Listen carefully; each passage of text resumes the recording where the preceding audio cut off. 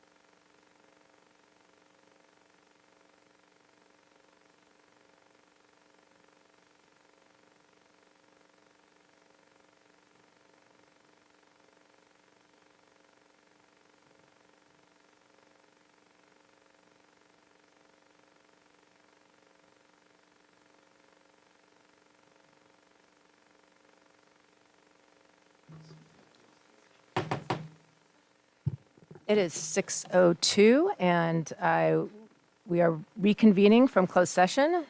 There is nothing to report out of closed session. Welcome, members of the public, board members, and staff. Thank you for attending. As noted in Board Bylaw 9324, this meeting is being video recorded and broadcast via a link on our website. The recording and broadcast may capture images and sounds of those attending the meeting. I'd like to remind audience members and speakers that it is not unusual for students and young children to be in attendance at our meetings or to watch the recorded broadcast. I invite you to model civility and decorum as we go about the business of the board this evening. While I cannot prohibit anyone from using unprofessional language, please think about the students and adults who are watching our proceedings. We invite you to show support for a speaker by waving your fingers rather than clapping or cheering. We'll begin tonight's meeting with Student Board Representative Mira Moore leading us in the Pledge of Allegiance. Trustee Ward will lead us in a moment of meditation. I will read from the meeting norms, and Trustee Sayosi will read from the district vision, and Ms. Garcia will take the roll. Sin. Ready, begin.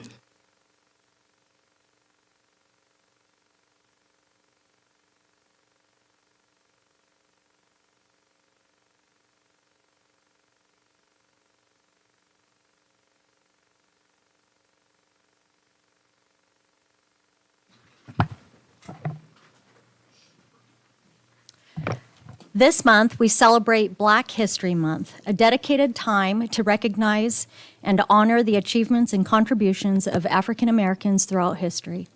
The story of Black History Month began in 1915, half a century after the 13th Amendment abolished slavery in the United States. In 1976, President Ford officially recognized Black History Month, urging Americans to seize the opportunity to honor the too often neglected accomplishments of Black Americans in every area of endeavor throughout our history.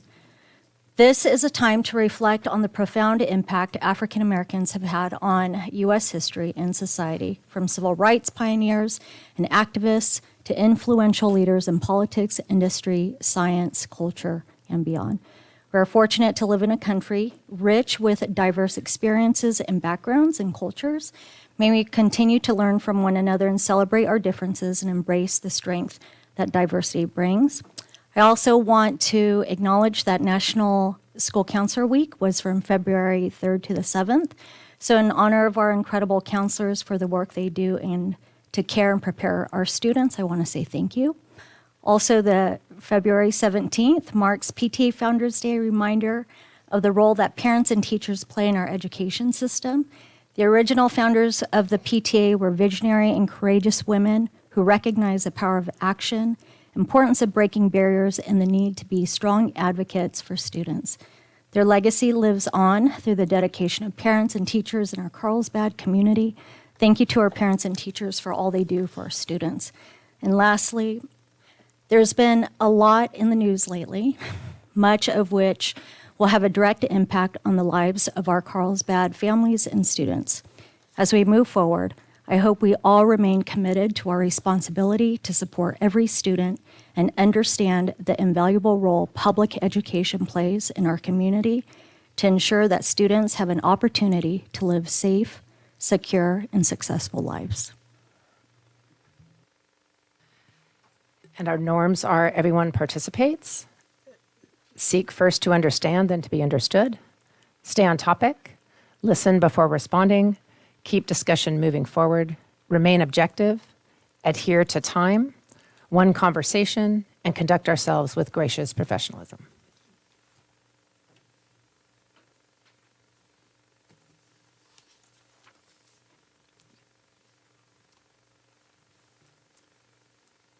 Our graduates are prepared for success. They confidently move to life beyond high school, knowing they have acquired the requisite skills and knowledge. They have a passion for learning and personal growth. They can thrive in a high-tech environment. They are compassionate. Our students are engaged, self-directed learners. They are exposed to different learning environments and pathways. Students aspire to expand their talents and achieve excellence. They are good thinkers, communicators, and problem solvers. Our staff members demonstrate an uncompromising commitment to student growth.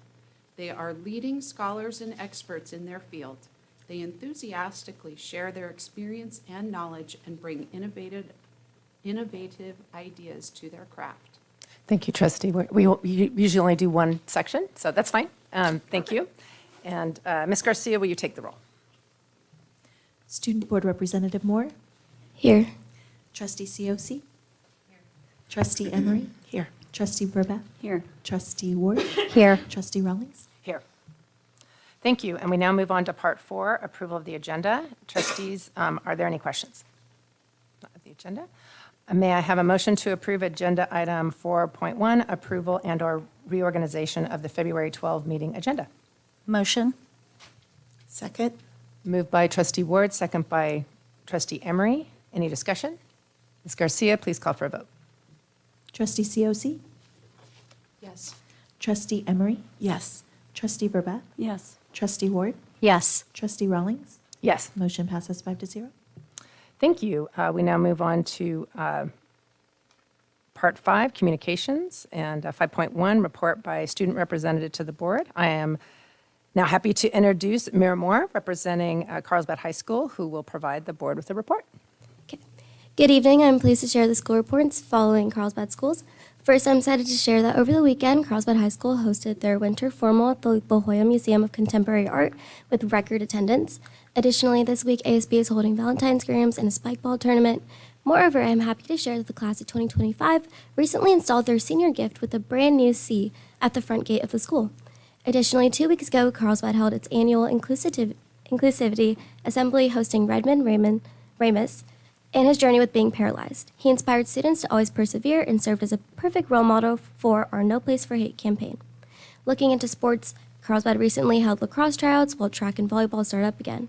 As for winter sports, our boys and girls basketball teams and soccer teams are moving into playoffs. Finally, this month, we are heartbroken to hear the loss of Vinnie Record, an amazing student at Carlsbad High School.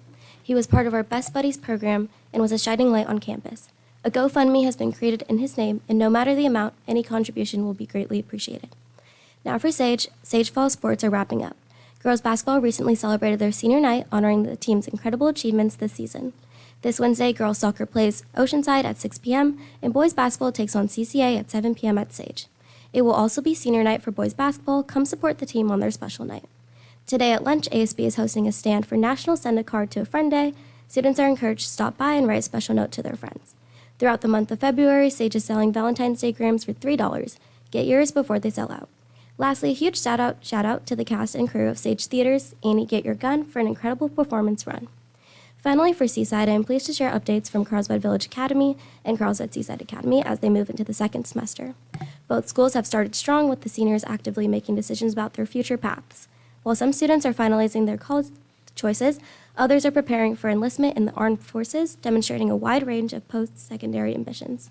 One exciting event that took place on February 7th was the Miracosta College Barrio Empowerment Conference, where 5 Carlsbad Village Academy students participated in these workshops and heard from inspiring speakers. The conference provided valuable insights, and these students returned with new ideas and plans for their futures. As we move forward, students are diligently working through the semester, embracing both the challenges and triumphs that lie ahead. We are excited for what the coming months will bring and appreciate the board's continued support for our schools and students. Thank you. Thank you. We now move on to item 5.2, Superintendent's Report. Mr. Rick Schmidt. Thank you, President Rawlings. So, good job last night, trustees, I think, in moving us forward in the search for a permanent superintendent.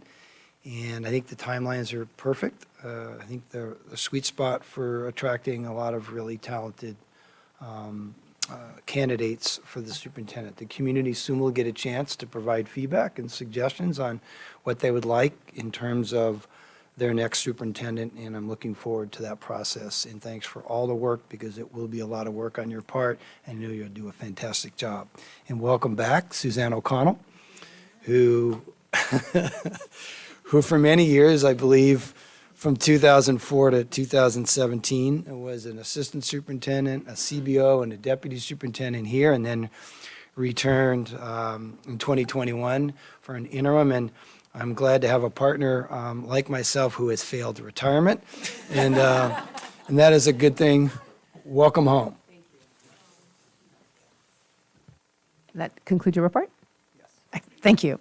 And welcome, Suzanne O'Connell. And we now move on to item 5.3, public comment on non-agenda items. This is the time that members of the public have the opportunity to address the board on any non-agendized items that is within the subject jurisdiction of the board. How many blue cards have we received? We received 6, thank you. In order to allow speakers to present their comments and ensure we are able to properly attend to the business of the board, per Board Bylaw 9323, public comments will be limited to 20 minutes. This means each speaker will have 3 minutes. When I call your name, please come to the podium, state your name, and indicate whether or not you live within the boundaries of the school district. The first speaker is Rachel Marino-Ott. Good evening. My name is Rachel Marino-Watt. I am the Teachers Union President. I do not live in the district, but my children do go here. Recently, a conflict between a trustee and members of the community has played out in a public forum. Some of these people are members of my union, which is why I'm here today. I, too, am in an elected position. I'm answerable to my members for my choices and decisions. When they approach me out of anger or in a manner that is accusatory, it's typically because there's fear. My job is not to answer the defensiveness that I naturally feel. It is my job to understand where they're coming from and where their fear is grounded. Sometimes I can help, and I take great, great joy in being able to help. Sometimes I cannot, for a myriad of reasons. Things have happened before me, decisions have been made, laws have been created. But I listen, and I approach them with compassion. After all, these things affect their ability to do their job, to retire eventually, or unretire eventually, to work where they want, to work in a place that is a great place to be. This same compassion is due to every community member who approaches one of our trustees. And that compassion and respect is what I, as a union president, expect towards my members and towards the members of our community who are also the teachers of my children and whose children I teach. Thank you for your time. Thank you. Next speaker is Laura Pitts.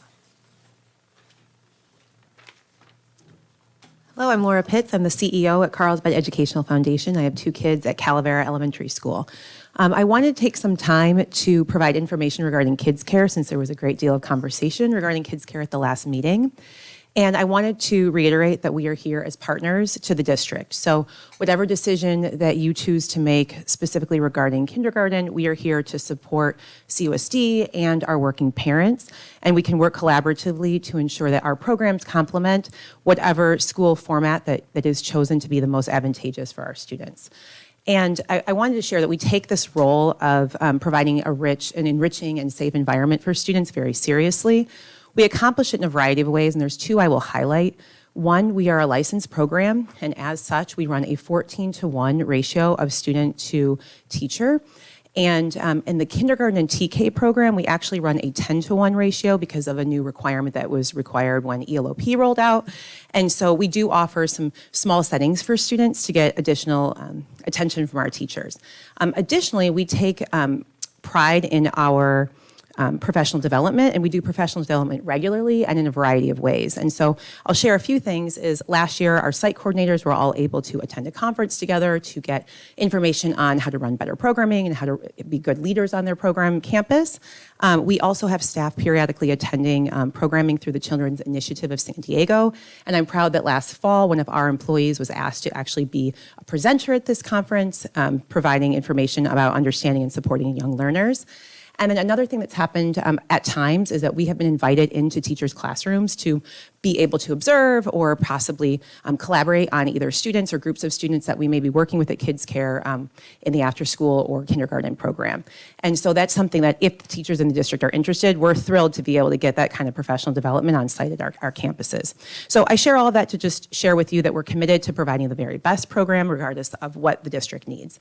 And as that, I will transition also to share, I'm very excited that that our summer programs are now planned. We will have everything posted on our website this week. So if families are looking for their camp options for the summer, there will be a brochure that will be posted by Friday. Enrollment will open on March 5th. The summer adventure, which is our full day, and our enrichment specialty camps will all take place at Kelly Elementary School. CEF Academy will take place at Sage Creek. Additionally, if parents go on right now, there's information on our website regarding the Academy program, and our enrollment for that will also open in March. I believe it might be the last week of February, but it's coming. And families are encouraged to consider Carlsbad educational programs for their summer programming needs. Many organizations across the community offer very similar programs, and ours is the only one whose proceeds will go back directly to our Carlsbad students. So thank you. Thank you. The next speaker is Greg Dowell.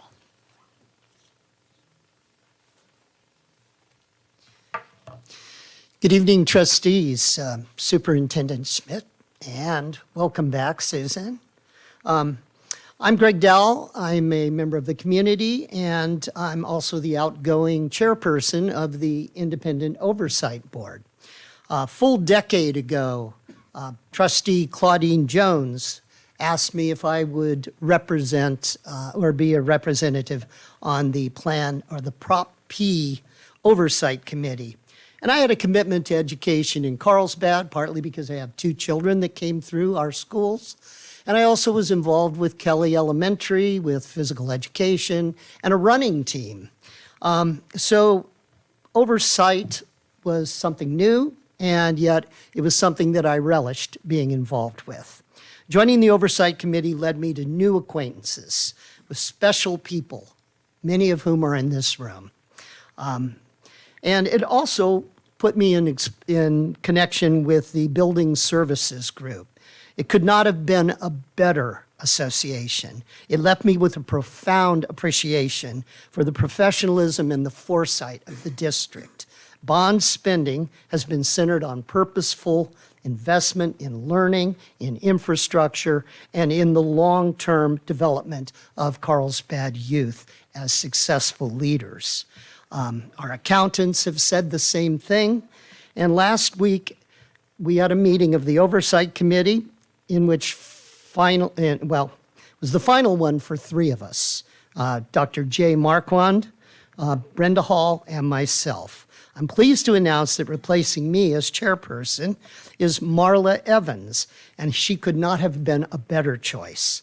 Besides having 2 children in our schools, Marla has had 6 years of leadership on the committee and a depth of business acumen with her MBA in finance. She has a background in commercial real estate and 11 years of leading PTA boards.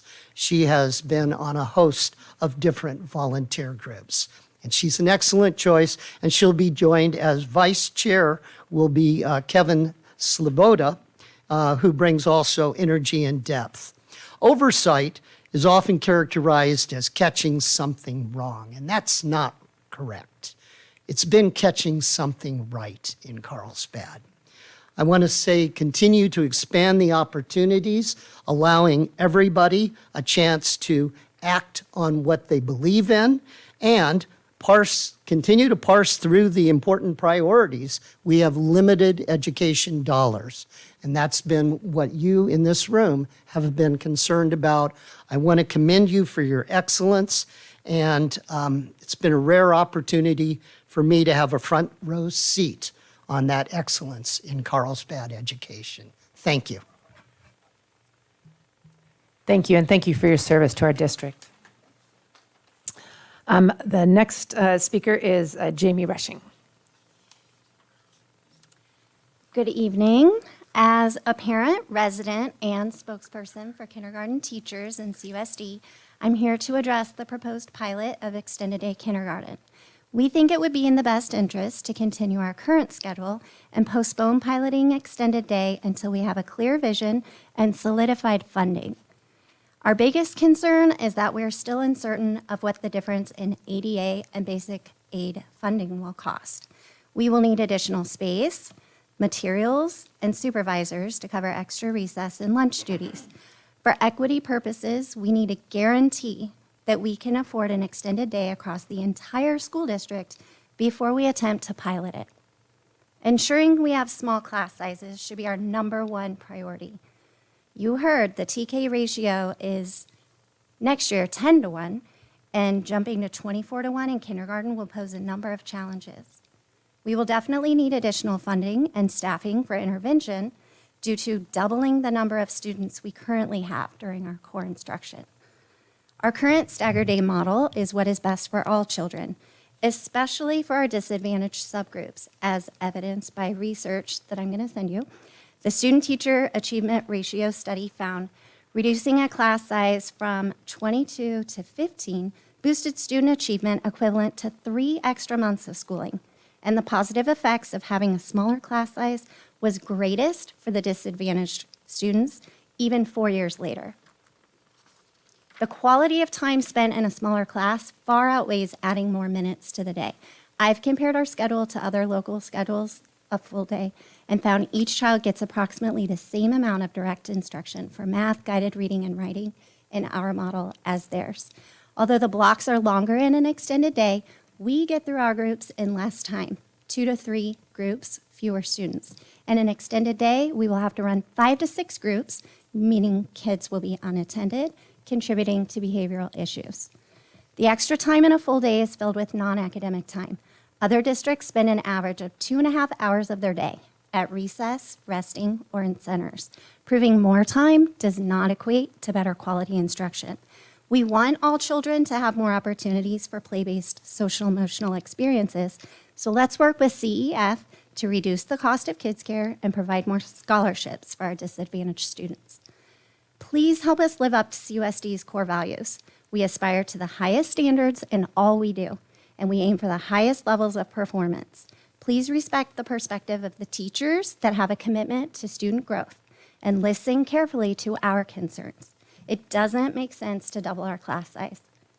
When you vote at the March 12th board meeting, please consider keeping our current model and postponing the proposed pilot. Thank you very much. Thank you. Next speaker is Hugh Gerhardt. I don't know if I spelled that right or not, or pronounced that right. That's good enough.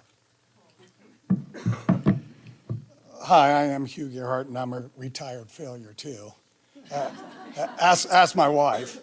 I'm with Sage Creek, Carlsbad Baseball and Softball Fields. I help do the maintenance. And I've been taught at Morro Bay High School. I was at Cuesta College. I worked at Palomar the last 28 years there, taught and coached health, nutrition, advanced first aid, et cetera. And then I was the department chair for a couple of years, and then I was the AD the last year. Sage Creek, and my son was a freshman 5 years ago. He's now at Cal Poly. And I went to the field, and I couldn't believe what a mess it was. I mean, it was atrocious. Weeds everywhere, equipment everywhere, coaches running around, trying to do as much as they could. And I go, hey, I'm retired. I'll help you out. And my wife goes, really? 20 to 30 hours a week you're putting out there, getting chased out there and the whole 9 yards. It was so bad, the outfield, that balls would super ball, not one way, but the other. And finally, they ponied up $40,000 and we redid the field.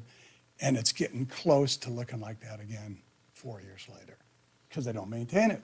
And it's just dads like me that are out there trying to do it. And the coaches are part-time. And they're putting in so many hours, and there is no better classroom in this world than being on a team. It's all about playing. That's all it's about. And tough luck. Billy's better. You're sitting, and you better behave and hope for your spot. And so that's why I just love athletics, et cetera. So back to the maintenance part. So I went over to Carlsbad, and I go over to Ralph Kripe, who turned that field into a beauty. And I went up to him, I go, Ralph, I just need some information on what I'm doing at Sage. I mean, I'm just lost out there. And I'm telling him about it, and he goes, I need you to run for school board. If you know Ralph, that's how Ralph talks. I go, Ralph, I don't want to run for school board. He goes, that's all I want, and we need representation. I hate those guys. It's just awful. We really appreciate you guys doing it. We do. We're going, who would want to do that? So Ralph goes, I can't use you. So I read the room, stuck around for about half hour, walked away. Running out of time. 3 months later, I get a phone call. He's got cancer. He's in pretty bad shape. And he goes, I need someone to empty the baskets on the lawnmower for me. I go, Ralph, I'll pick up poop behind you. I just want to get the experience.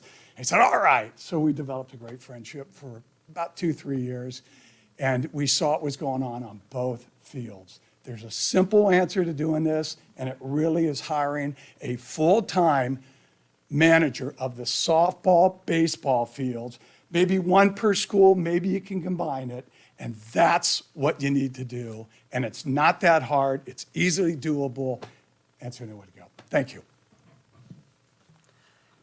Thank you. And next speaker is Hilton Schmier. I don't know if I pronounced that right either.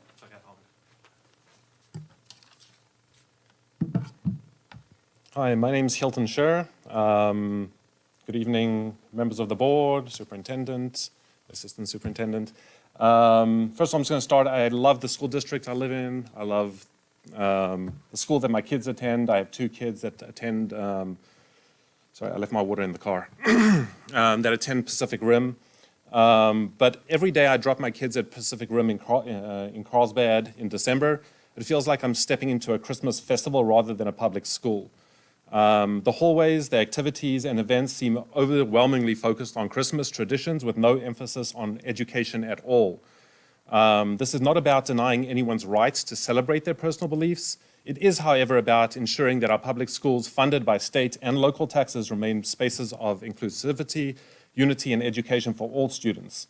It's not the role of the principal or staff to promote personal religious beliefs in such an overt and one-sided manner as I believe is happening.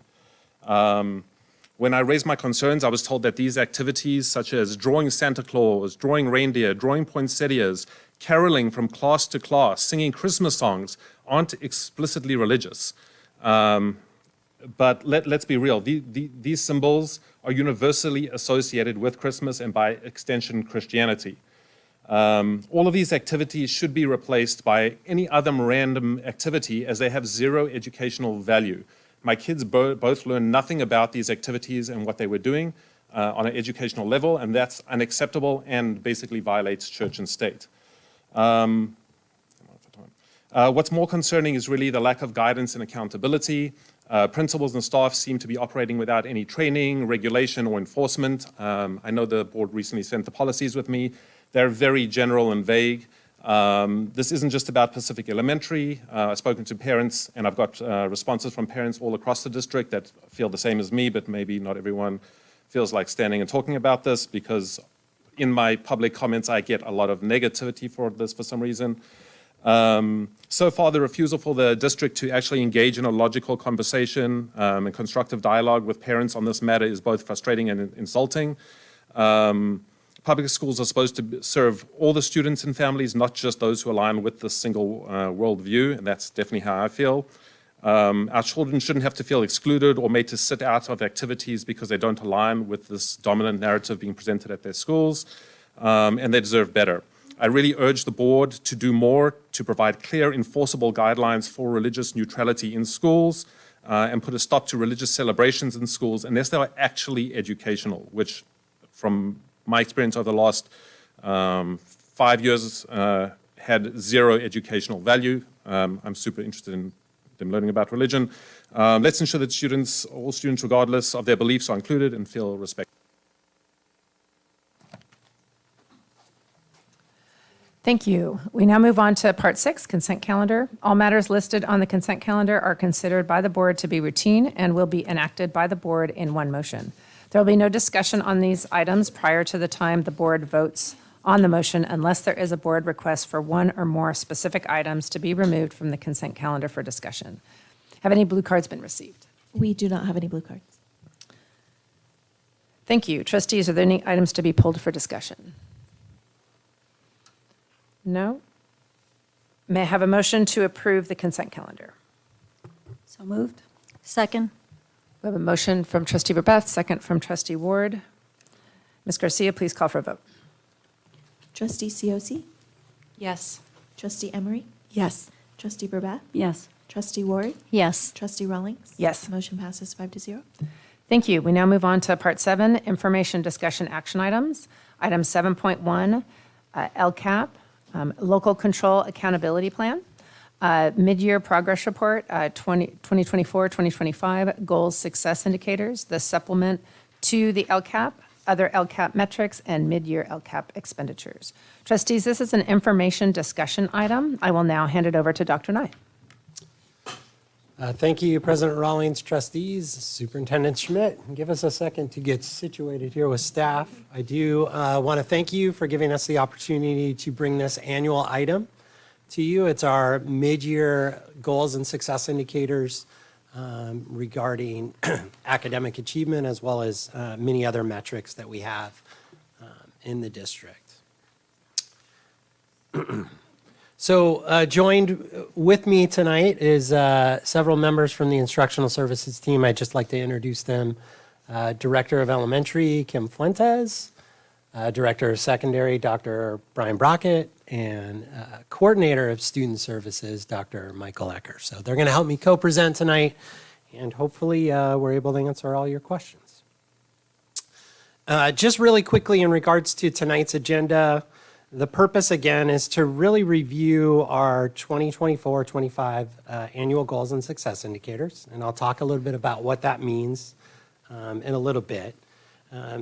We recently or have reviewed several times a book by Sean Covey, and it was called The 4 Disciplines of Execution, and part of that is to talk about setting successful goals and how do you do that. Some of the ways that you have wildly important goals, as well as how do you actually get after goals throughout the course of a year.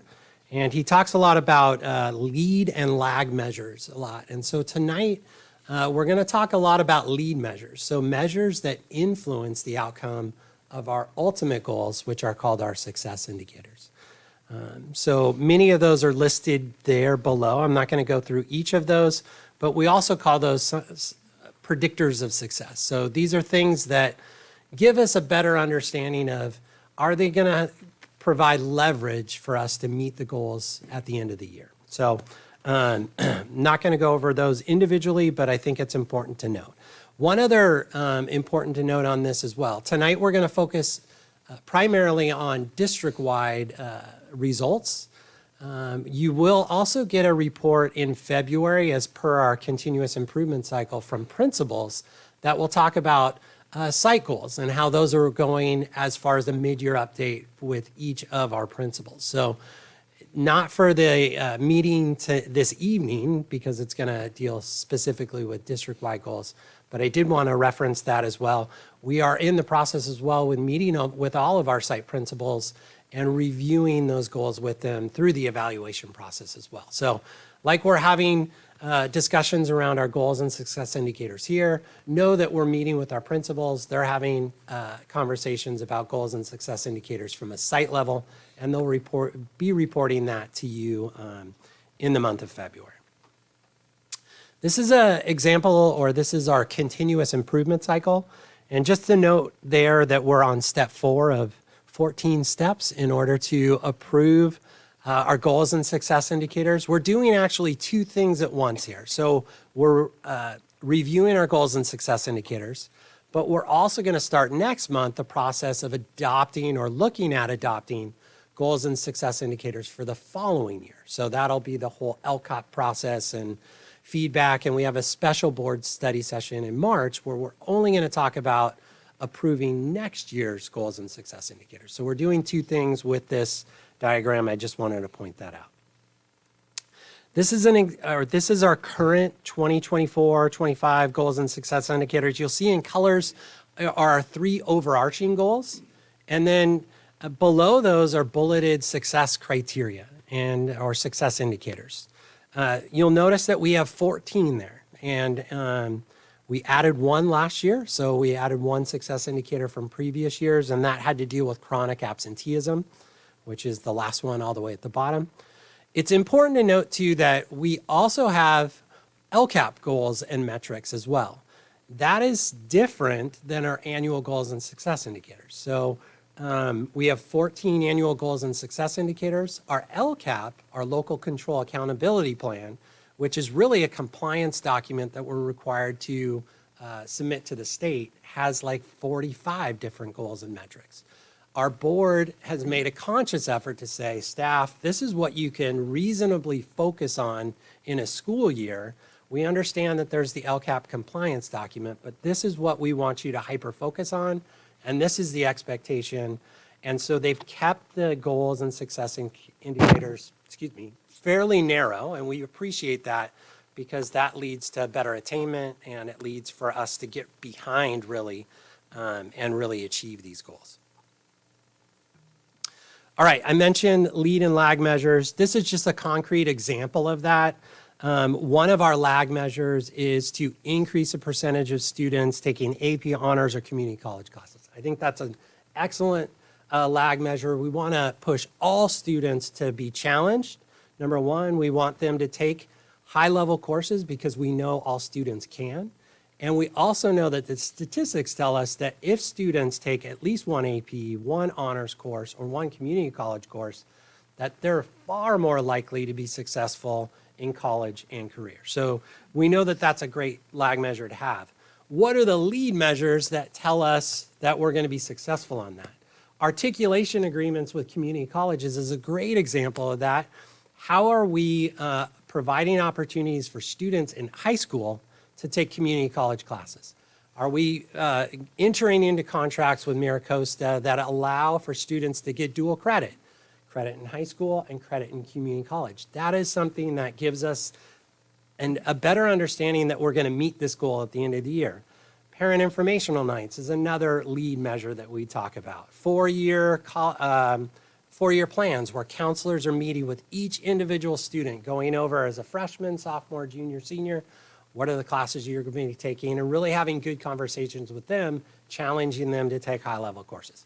So those are the lead measures that kind of influence, we think, the ultimate outcome of this goal. We're not going to know this lag measure until the end of the year. We're not going to know if we're actually at that, but we'll have a better understanding by taking a look at these. In the area goal number one, it's to ensure students demonstrate academic growth and proficiencies so that they leave TK through 12 ready for college and career. Here are actual success indicators in that area. The first two are around local assessments. So those are our universal screeners that we use. You'll notice that each success indicator has a target. So I've heard some of the criticism from some plans of other school districts that there's no actionable targets. There's no way of knowing whether or not we hit our goals at the end of the year or we don't. All of our success indicators include targets and have statistics tied to them. So the first two are dealing with local assessments. We'll talk about those specifically tonight. The next two are around our state assessments. So we call those our CASP assessments, which primarily are in the areas of English language arts, math, and then we also have science and LPAC. Excuse me.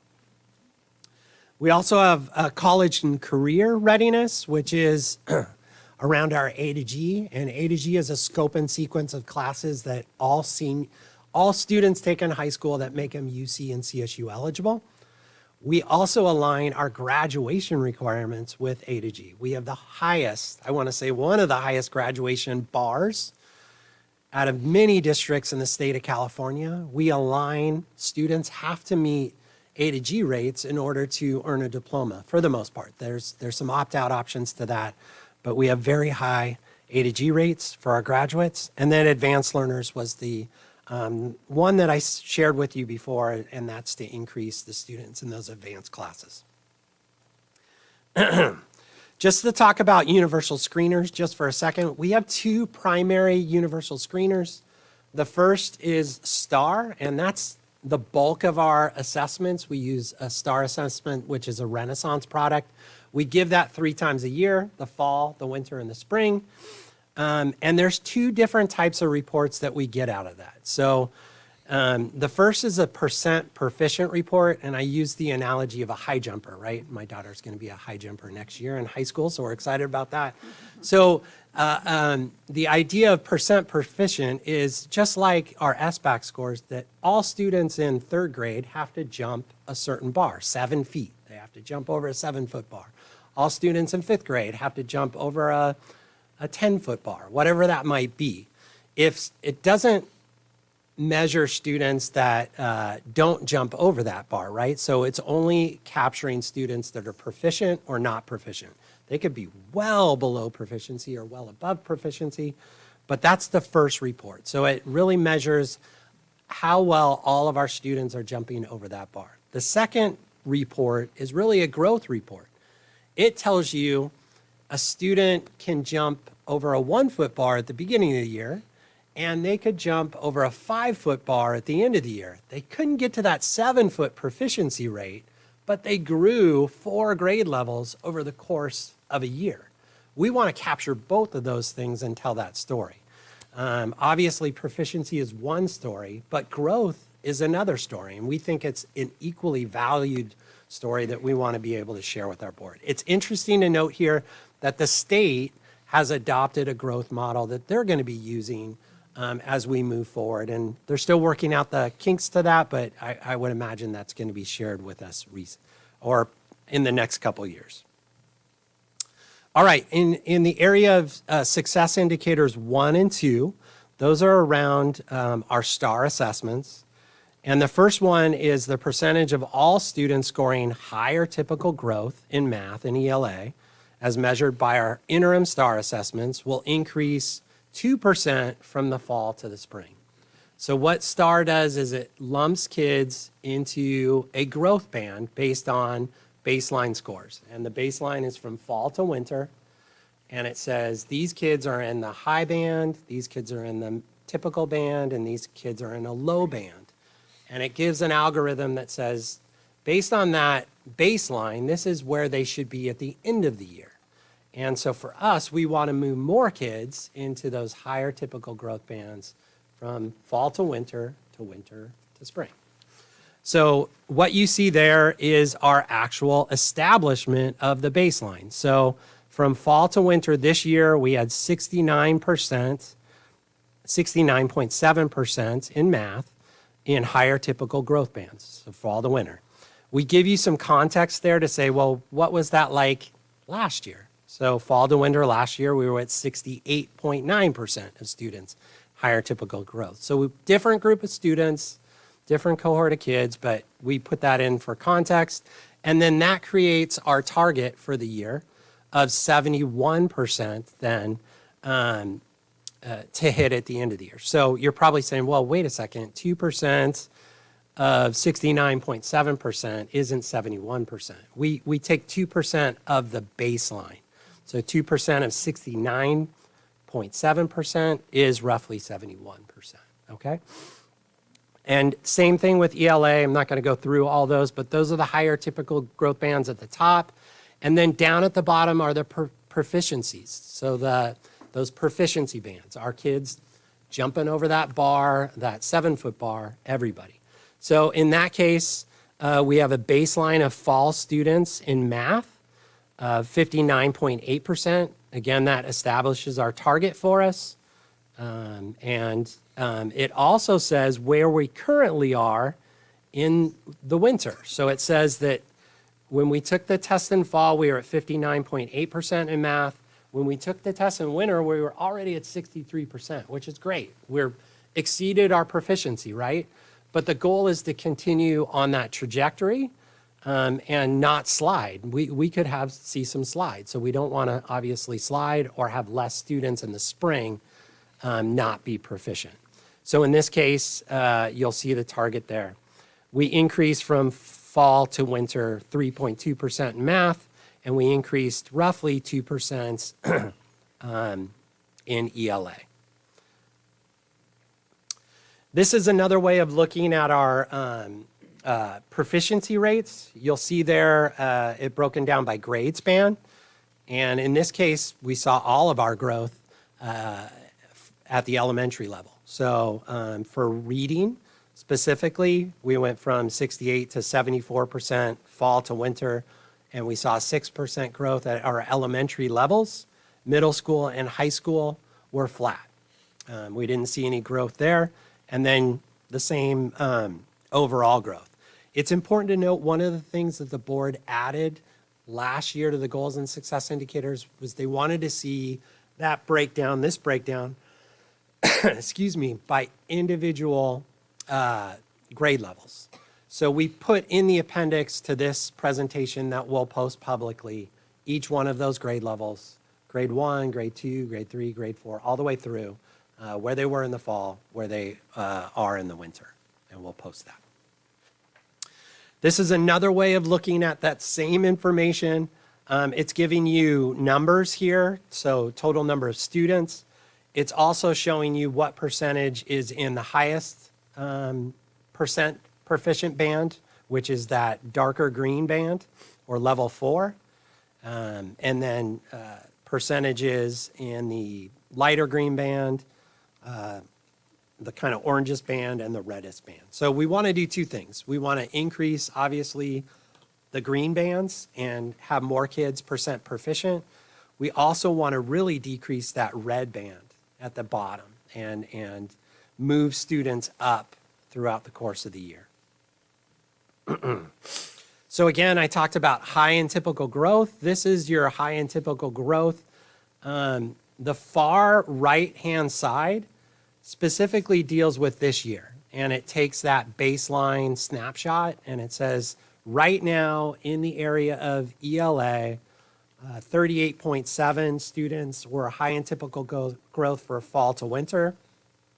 32% were high growth from fall to winter. Typical growth was 32%. Low growth was 30%, for an overall 69.9% higher typical growth.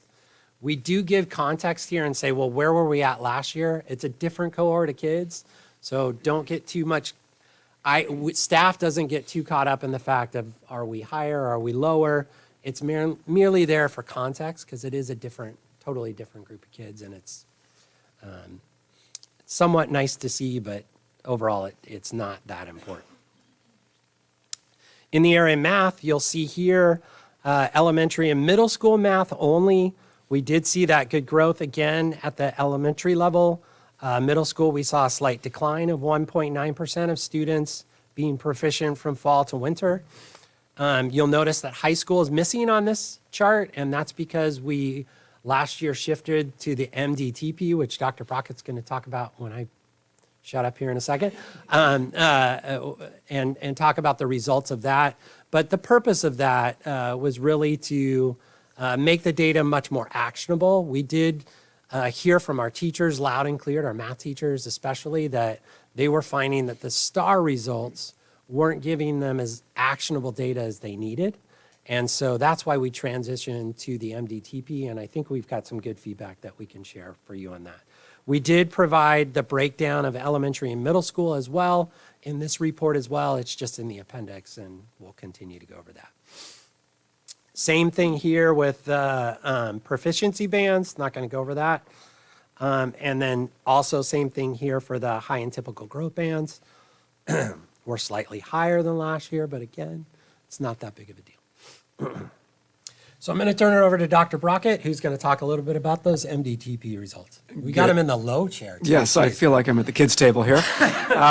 There's another. Good evening, everyone. Thanks for having us this evening, and I'm happy to give Dr. Nye a break from talking here. Thank you. Get some water. I'll pick up at the MDTP, which we were just talking about, which was that new math assessment that we adopted at the high school level. As you can see, we saw growth across all areas except one, which is really to be expected. The one I'll note was calculus, which is not the area we normally focus on. And it surprised me a little bit. We did a little digging, and there were some testing anomalies that took place there that really led to the what looks like a drop. I will say that our AP, our district-wide AP calculus pass rates, which is what this represents, were 95% for Calc AB and 97% for Calc BC last year. So this small drop in here is not something we're worried about. What we're excited to see is the growth across all of our other course areas, from Algebra 1, Geometry, second-year algebra, and our pre-calc students. Like I said, that's to be expected. This is really a diagnostic that really gives us an ability to take a look at how our students are progressing over time, and we really should see that level of progress.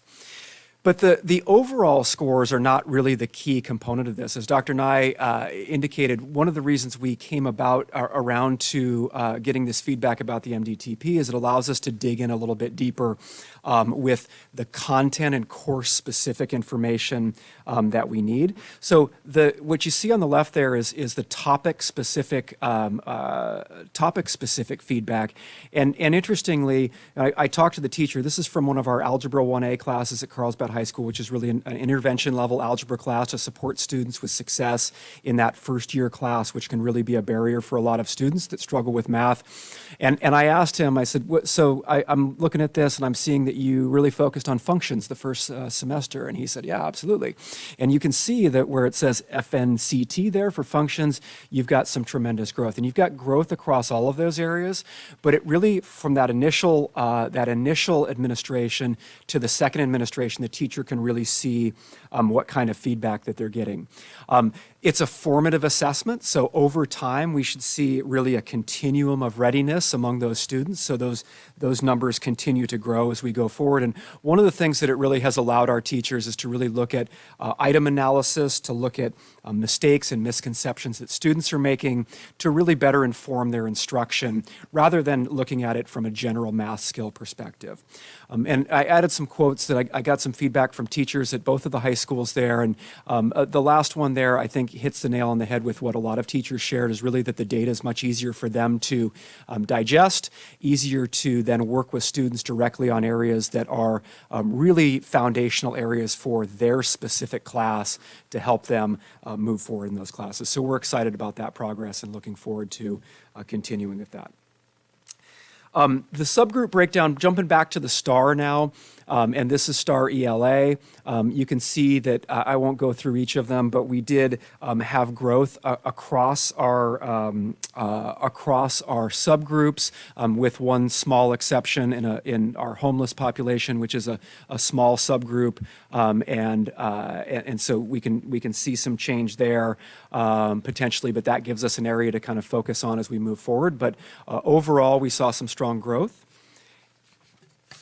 And then in the math, and I should correct that this should read at the top there, grades 3-8 for STAR, because again, we're the MDTP with the high school students. All subgroups, again, except one, showed growth over time. And again, that gives us an area to come back and focus on with a subgroup of students through our MTSS processes to see what it is that we can do to support students that are not meeting those proficiency targets to help them to continue to grow as well.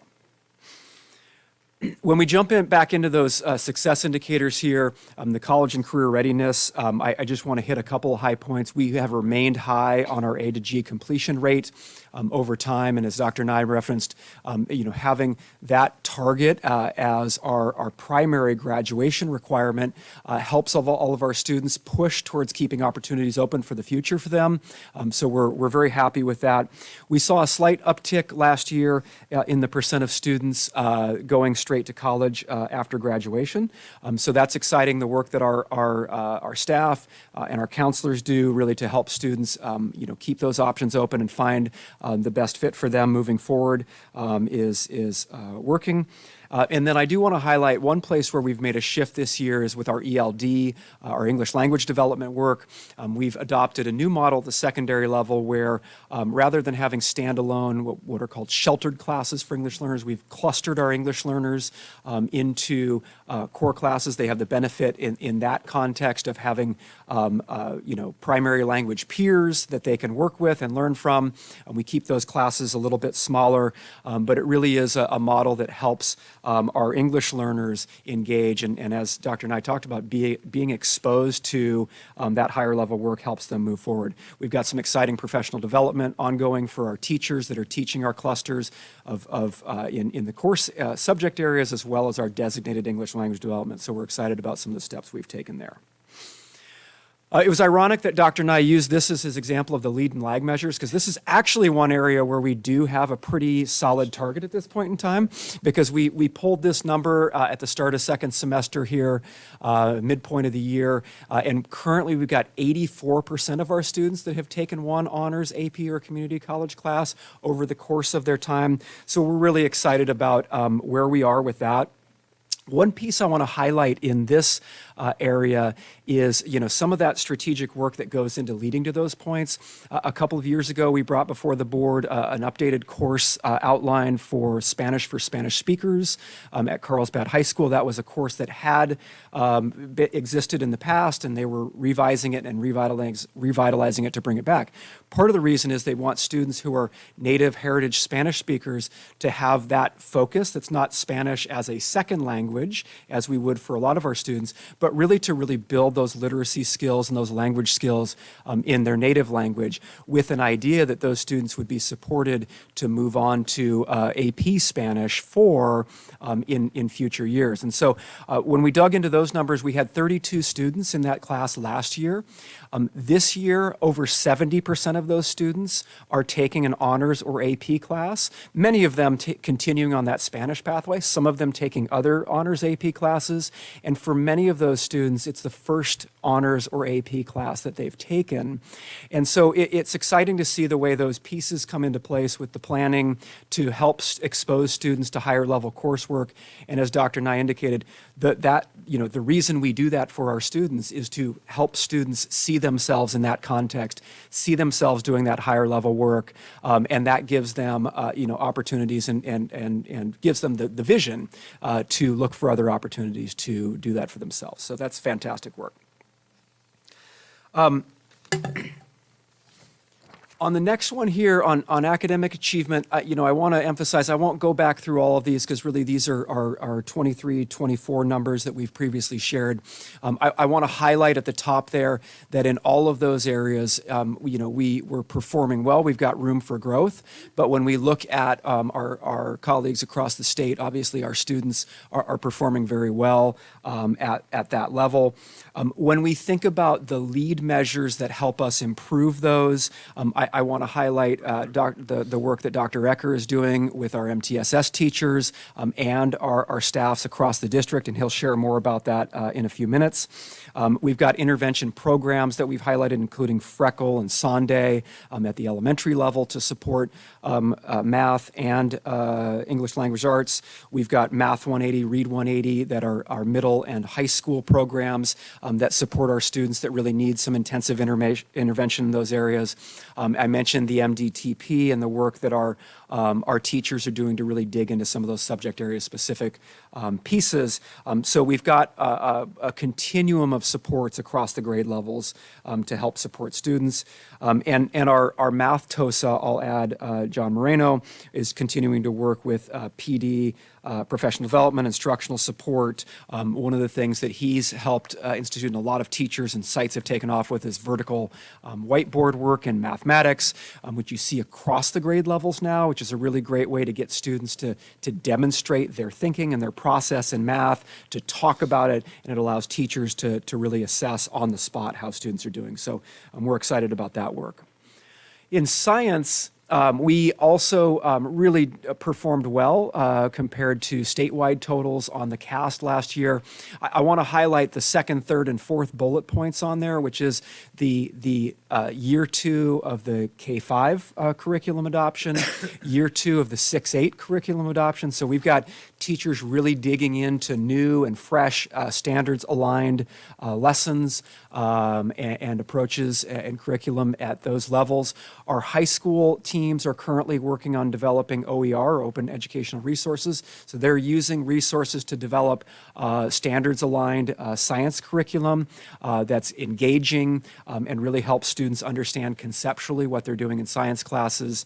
And really a lot of that work is critically led by our science TOSA, Ashley Crawford, who's done amazing work across that K-12 spectrum. If you know Ashley at all, she is like nothing but not positive and drives forward a lot of great work in that area. She'll be leading a team that several of us will be joining and with teachers across the grade levels at the CAST, which is the Science Test Data Institute at the San Diego County Office of Education on Tuesday. So we'll be there also looking at what we can learn from our assessment results to help move us forward as well. I do want to talk about two areas of support and monitoring that we're currently working with at the state and county level. One is the significant disproportionality work, also previously known as SIM for CSACE, then known as SIM for SIGDIS. They like to just change the acronyms for us. Just like every year. So the trustees will recall is our state identified monitoring for when we have a risk ratio for subgroup disproportionality. And we had two areas in special education.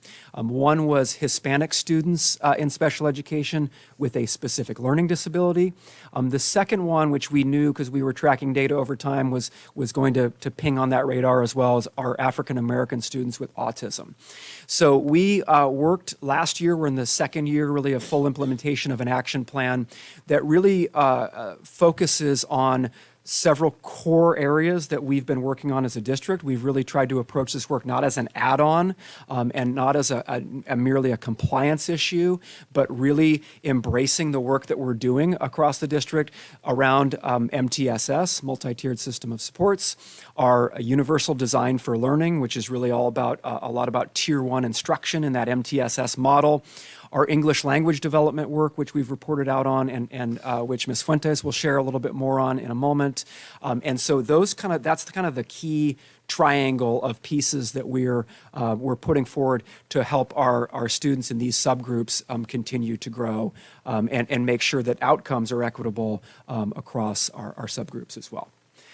A second area is something called differentiated assistance. The state always helps us by coming up with different programs too that sort of get at the same ideas, which are outcomes that are sort of disproportionate for specific subgroups. And with differentiated assistance, it has to do with specific indicators on the dashboard that the state identifies as key indicators for them. So you can see on the slide there, we had in 2022 we had disproportionate outcomes for our homeless students with chronic absenteeism and suspension rates. And then in 2023, our English learners with their graduation rate and suspension rate as well. So we're currently in the second year of work with this as well. And rather than reinventing the wheel, we really felt like those core pieces that I shared, our MTSS work, our UDL work, and our English language development work were the key components that helped us get at support for these specific subgroups as well. We have no new indicators for this year, and we've made progress in all of those areas as well. So I'm thrilled to share that we really feel like the steps that we've taken to address some of those disproportionalities are working. They're benefiting our students, and they're really designed as approaches that benefit all of our students as well. So we're not just doing things that are going to, fix a problem here and then we push the balloon here and something pops out on the other side. But really, when we talk about MTSS work, as Dr. Ecker will, we talk about our UDL work. Those things are designed to help all of our students succeed and grow. As Dr. Brockett shared, we are focusing on our multilingual learners and prioritizing work to support their language acquisition and reclassification.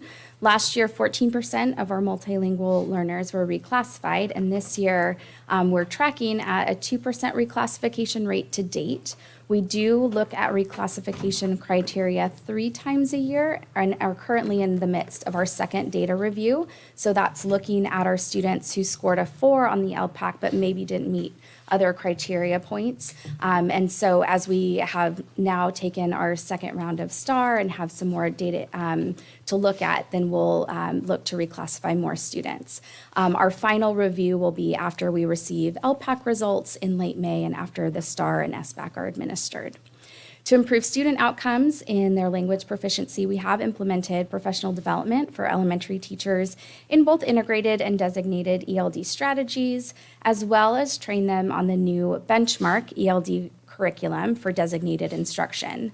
And professional learning is ongoing. Our ELD TOSA, Mr. Brown, leads staff meetings, he does some model lessons, and he meets regularly with our teachers to support their instruction in the classroom.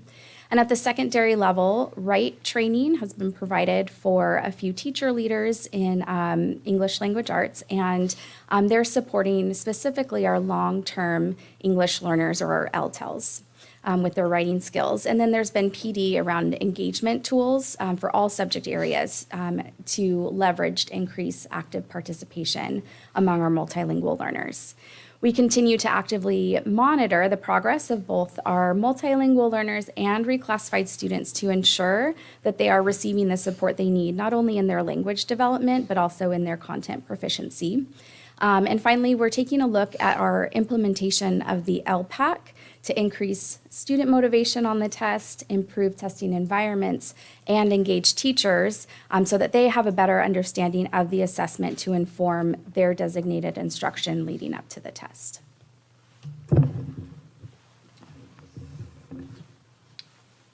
All right. Thank you. Now we have Dr. Ecker.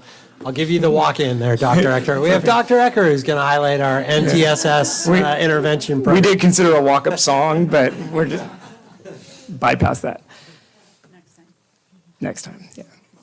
So I do believe that the work of our MTSS teachers has been a watershed moment for teaching and learning in CUSD. We have on each of our elementary and middle school campuses a talented educator wholly focused on building effective systems and helping their colleagues see professional development as continuous and ongoing with growth opportunities every day. The mid-year data presents some really nice bright spots, but also some areas of improvement. And our MTSS teachers take seriously the work of helping their schools use the data to meet the challenge of appropriately meeting the needs of every student. To meet the lofty goals in CUSD, we recognize that we need a comprehensive MTSS model that continually learns and improves and supports students where they are in any tier. So in a complex system like this, data is critical for us to track data over time so that we can better understand our impact on students with the decisions that we're making. So therefore, we created two MTSS groups, one for ELA. This represents students that did not meet standards in both SBAC and STAR, and one for math, which means that they didn't meet standards in both the spring math SBAC and the fall STAR. So what you're seeing here on the screen is essentially our MTSS teachers, in working with their teams, have moved about a third of their students from not meeting to meeting, and about a quarter of their students in math. And as you might have remembered on previous slides, are outpacing their peers in at or above typical growth. So obviously some areas that we're really proud of. Dr. Nye mentioned that growth in the middle of the year does not necessarily mean continued growth throughout the year. So that really tells us the reason for highlighting on our UDL, highlighting our tier 1 is the most critical tier. And sometimes the intervention students piece could be a misnomer, because every student at some point, if we're challenging students, is going to need some form of support, some form of intervention in every tier. And we want to make sure that if we're providing students with intervention outside the tier 1, and then they reach mastery, as is the case in a quarter of reading and math students, that we keep them there all the way through the rest of the year. So that's this challenge, and that's the reason for this comprehensive model on our school campuses. If you want to go to the next. This year we added MTSS teachers to every elementary school and each middle school in CUSD. And adding middle school MTSS teachers this year was an added challenge and a tremendous opportunity. It created opportunities for teachers to regularly look into the past, to better understand how decisions we make impact students later, and for teachers to look into the future, to notice barriers and opportunities that start forming well before middle school begins. Since middle school is a new feature, I thought it appropriate to showcase the efforts at one of our middle schools. Our MTSS teacher at Calavera Hills Middle School, Miss Sarah Ryans, has been able to help her students with huge leaps this semester, considering that students who are not meeting standards in math and or English likely have been below standards for years. Sometimes when this happens, students become disengaged in school. Ms. Ryans leaned into relationship building by starting the year with individual one-on-one data chats with every student on her MTSS list. She also organized a Shadow a Student program where she covered for teachers while they spent the day with a student to experience a day of learning through their eyes. CHMS has also showcased the importance of communicating through the tiers. This is a conversation we have with our MTSS teachers often, through the creation of their Math Momentum program. Teachers in each grade level have aligned their units so they can offer their students scoring below 70% on every unit test an opportunity to join before or after school for 5 additional tutoring sessions with a retake of that unit test on the 6th day. Key to the program is that it's staffed by the student's own math teachers, creating a learning opportunity, a confidence builder, and an opportunity to build positive relationships with their teacher that can be connected back to the Tier 1. The results have yielded star score improvements for 2/3 of our MTSS students, with nearly a half of students moving up a band in either reading or math or both. So briefly, I wanted to share this year that we are beginning a transition into a new product offered by Renaissance for data visualization called EduClimber. What drew us to this particular product is its ability, as shown in the top image, to pull multiple measures in one place, as well as its ability to measure the impact of our attempted interventions. That's displayed on the bottom picture. We have 3 PD sessions planned for this year with administrators and our MTSS teachers that give first an overview of the program. Next, it's going to help educators triangulate data, and finally track the impact of our interventions over time. All right, thank you, Dr. Ecker. In the area goal number 2, conditions and learning, that's to align student learning to state adopted standards, supported by materials, instruction, and technology in a safe and clean environment. These are our 4 success indicators in this particular goal. And we're going to go through each one of those and give you a better understanding of where we're faring. So I'll turn it back over to Director Fuentes. We continue to offer an extensive range of professional development opportunities and seek to align the relevance to our goals, staff preparation, and our student outcomes. Starting well before the school year began, our TOSAs and teacher leaders once again offered sizzling summer PD on a range of topics, many of which are listed on this slide. And our August PD day offered over 50 sessions, which staff rated 97% relevant to their position.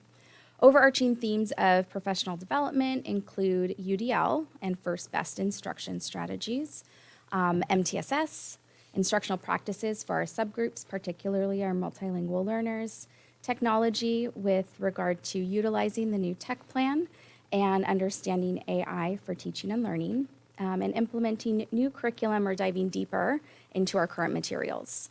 In addition to the numerous training sessions and conferences that teachers have attended, we also have an amazing team of TOSAs and tech coaches who are really boots on the ground. They're working directly with grade level and subject area teams, offering model lessons, and facilitating site visits. We're also building capacity among our administrators and MTSS teachers through our work with the California Coalition for Inclusive Learning on Universal Design for Learning, or UDL. And on the next slide, we have pulled a few testimonials from our feedback surveys, which are sent out after every PD offering.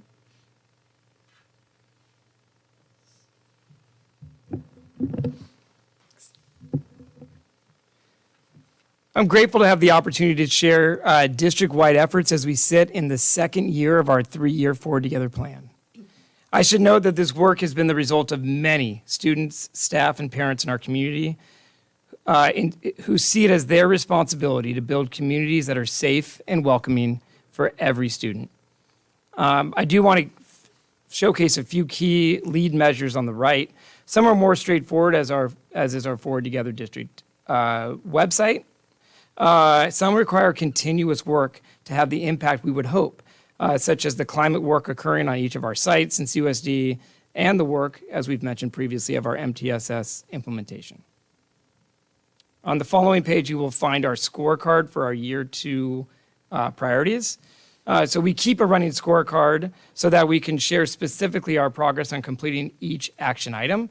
As you can see here, our ongoing efforts mostly fall in building system-wide support and structures for learning in year 2.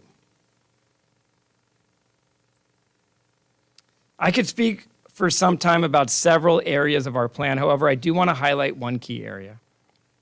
After a year and a half of partnering with students, parents, admin, and our Forward Together District Committee, which includes all of these groups, the area that is catching most of our attention is the feedback students have provided on mean comments, harassment, and bullying, as well as the gap between anonymous student feedback on these surveys and incidents that are reported to staff members.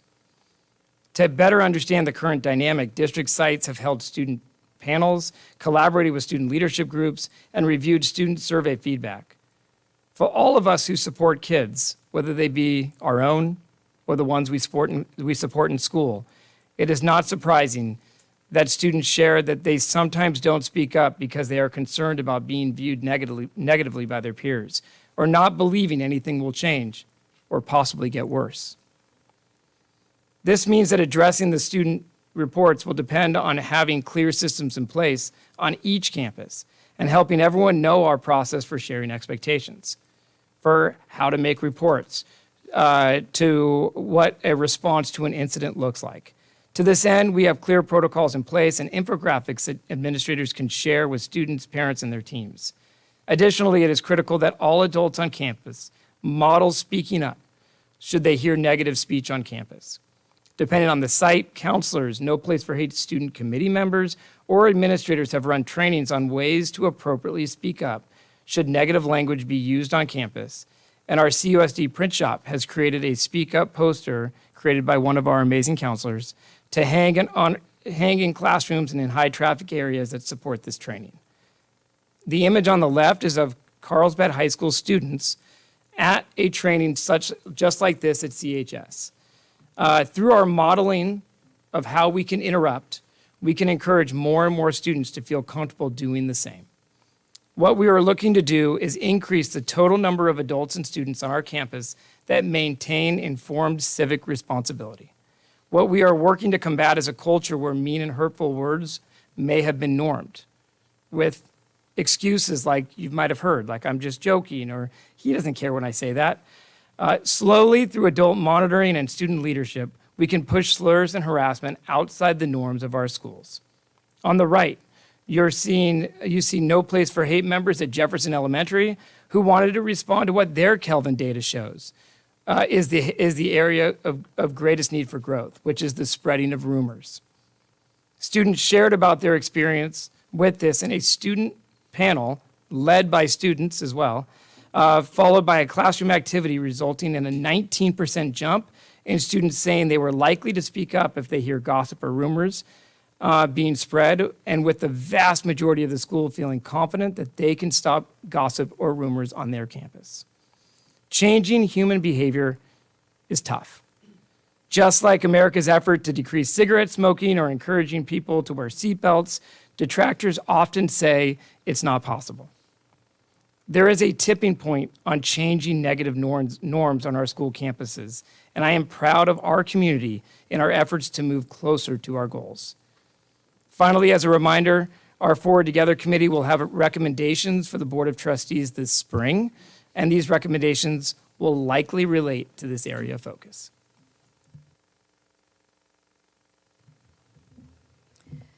We measure our success and progress in mental health, school safety, and social emotional learning through that Kelvin Pulse, and that's administered 4 times a year with the goal of achieving 82% of overall favorability among students in 3rd through 12th grade. So far, we've conducted 3 pulses. The most recent is currently open for responses and closes this Friday. So the data was not yet available for this presentation. But administrators, counselors, and teachers then analyze those results to identify those areas of concern and implement targeted actions, much of which Dr. Ecker just shared about. These steps may include follow-up surveys for deeper insights, small group interventions, or class or whole grade level lessons, and the activities developed by our No Place for Hate committees. Additionally, teachers have access to the general domain responses, allowing them to provide more personalized support within their own classroom community. So as you can see, in most domains, we've maintained or increased from the first administration of the pulse, except in the area of school climate.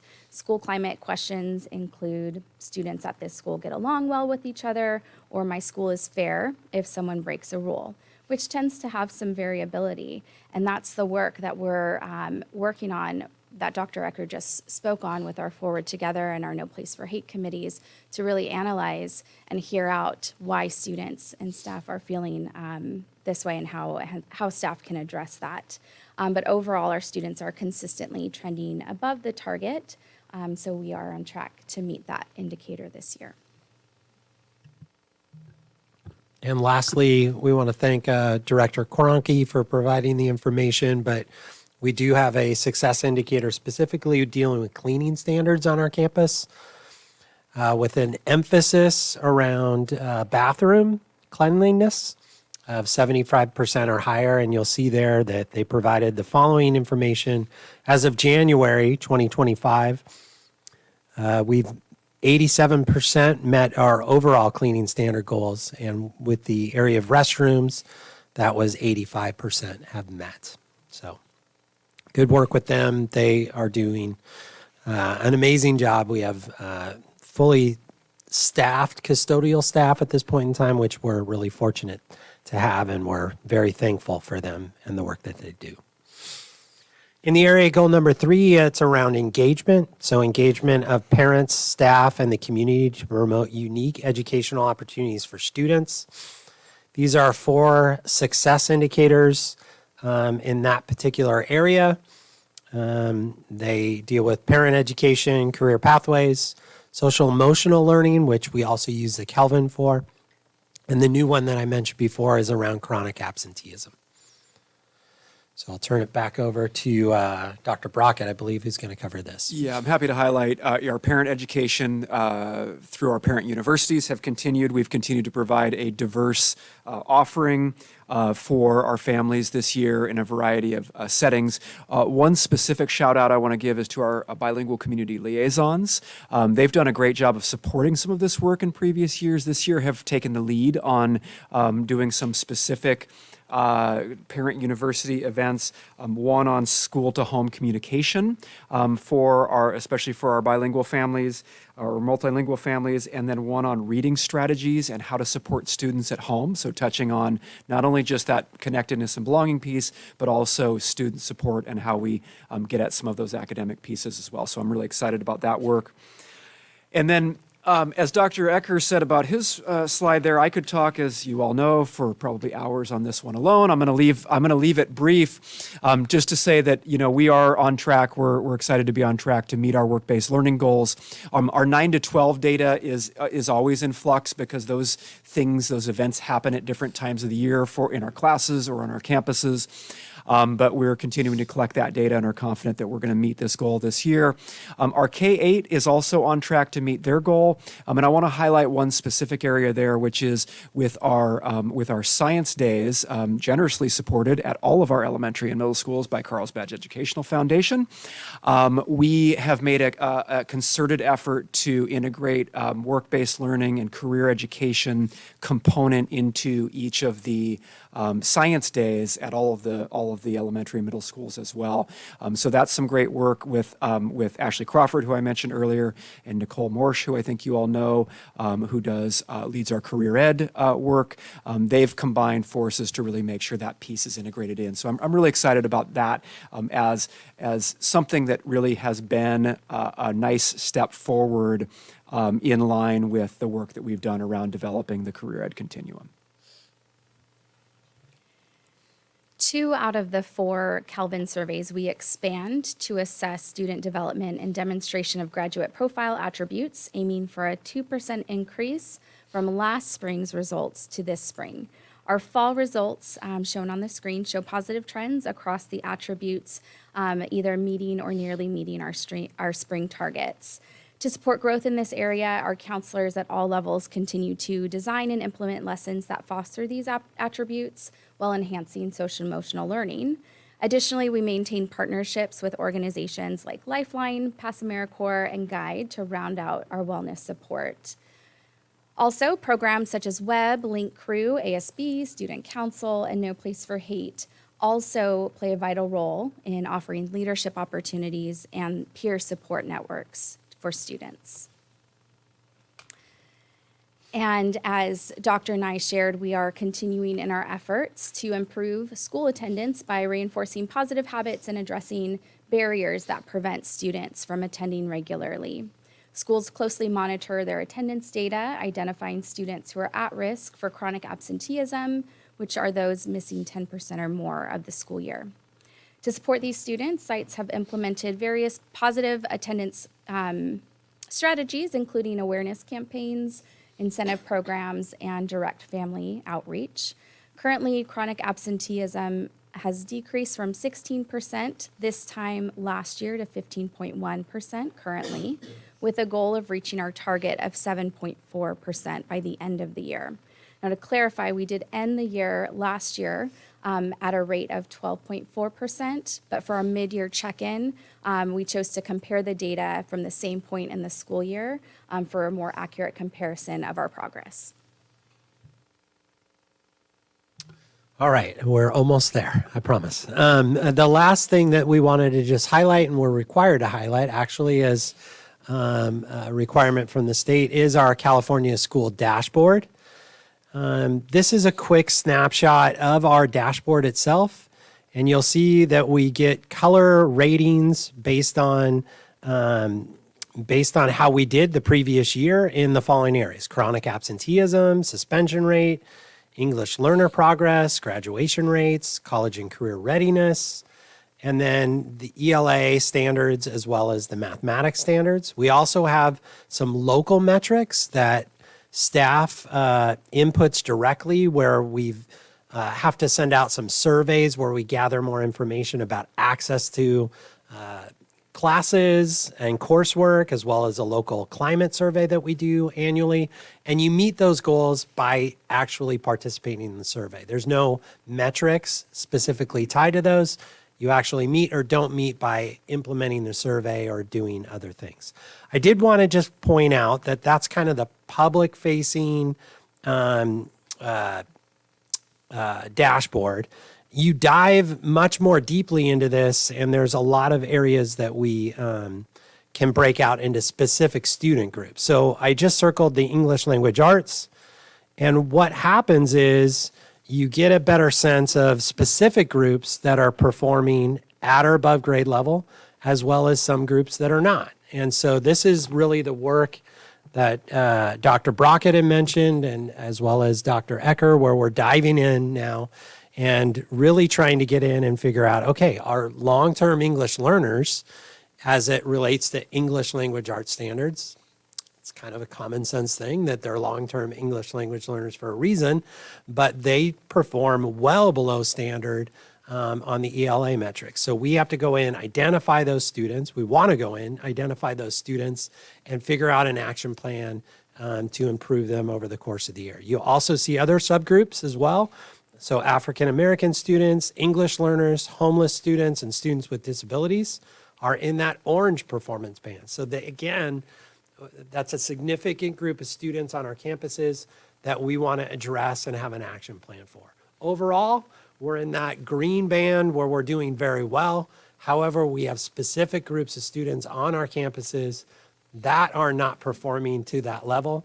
And that's the work of the UDL that Dr. Ecker had mentioned, as well as the MTSS, and really identifying these students and making sure that we're meeting the needs. I just put in the far right-hand column as well. Those are the state metrics on the bottom. So you'll see there that as a state average in ELA overall, they are about 13.2 points below standard. And you'll see there that Carlsbad students are 50 points above standard as an overall rating. But again, we still have significant groups on our campus that we still need to address. So on average, we do very well as it relates to California averages as well as county averages. Carlsbad outperforms just about everybody in the state, as well as we fare very highly in the county as well. But there are specific areas here that we still need to address and continue to improve upon. So with that, this is the last slide, I promise. We're also required to report out a couple different things as it relates to the LCAP. And so the LCAP itself, we have two other exhibits in there that I'm not going to cover tonight, I promise, but we're happy to answer questions. We're required to mention all those 40 metrics that I mentioned before that we have in the LCAP. So there are things like our facility, there's a fit report that we fill out. There's credentialed teachers. Those are things that obviously are important and we want to monitor and track, but they're not part of our annual goals and success indicators. But we do include those as an exhibit for the public to see. And then we'll report on that at the end of the year when we have our LCAP final results. And then we also provide a LCAP mid-year expenditure report as well. And the LCAP is primarily designed to meet the needs of what we call unduplicated students. The state labels them as unduplicated students, which means students that receive free and reduced lunches, students that are English language learners, or students that are homeless or foster youth. And for us, it means that there's about $6 million out of our overall budget of $130 million that we need to pour into an LCAP plan to address specifically the needs of those kids in particularly. And they can benefit all students, as Dr. Brockett had mentioned, but primarily those are resources that are geared to them. The expenditure report that you see in Exhibit C talks about those expenditures, and it identifies staff primarily that's used to support those students throughout the course of the school year.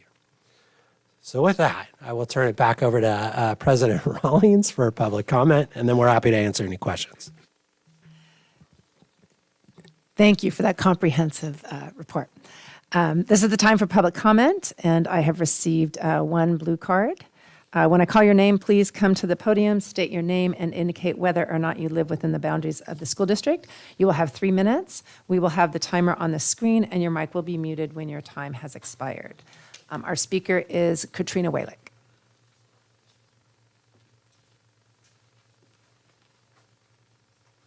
Hi, Katrina Weidlich, a resident and parent in the district and teacher in the district. I'd like to begin my remarks today with a quote from the renowned activist and writer James Baldwin. Not everything that is faced can be changed, but nothing can be changed until it is faced. As I reviewed the LCAP presentation, it became clear that there are areas that must change, areas where we can do better for our students. While we all want every child reading above grade level and feeling welcomed on campus, the data alone does not tell the whole story. As street data reminds us, if we only measure success through numbers, we miss the humanity of learning. It's the stories behind the numbers, the growth, resilience, and real-life successes that truly drive meaningful change. The work we're doing in CUSD is not just about achieving metrics, it's about fostering transformation. As a teacher, I have seen firsthand the positive impact of initiatives like UDL, MTSS, and the Forward Together plan on our staff and students. As you saw in the picture, we're intentionally centering our conversations around the lived experiences of our students and how we can better serve their diverse needs. In our department meetings, we focus on strategies to make our content more accessible and equitable so that all students can thrive as both learners and citizens. Personally, I've worked to ensure my classroom is a place of inclusion. I've adopted UDL practices to make sure AP classes are more accessible to students with IEPs and 504s. hosted a Valentine's Day Love Yourself GSA party today to support the mental and emotional well-being of LGBTQ students, and shared my own experiences as a Latina woman with members of the MANA Club to ensure that they have inspiration for their future. I strive to make our reading materials reflect the diverse tapestry of America by incorporating works by Rodolfo Gonzalez, Wes Moore, Jose Antonio Vargas, and America Ferrera, sometimes at my own personal cost. I've also worked to create a space where all cultures feel acknowledged and celebrated. For example, during the holidays, I turned my classroom into a winter wonderland, complete with hanging snowflakes and a gingerbread house doorway to ensure my Islamic, Jewish, and atheist students feel included in the season's festivities. I, along with many other parents, teachers, and students, am committed to supporting the Forward Together plan because it is making our community a place where students feel empowered to face the challenges that lie ahead and change what can be changed. This is the face of someone who is investing her time, money, and talent to ensure each student feels a sense of belonging. This is the face of a mother who expects our leaders to advocate for all students and to listen when others speak up when they see a problem or are concerned about an issue. And this is the face of someone who is proud to be part of CUSD. Thank you.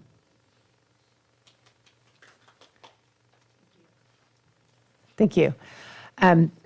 This is the time for questions, and I want to thank the trustees for asking their questions in advance. And so I want to ask if there's any additional questions beyond the questions that were already asked. So are there questions? Trustee Berbeth. Okay.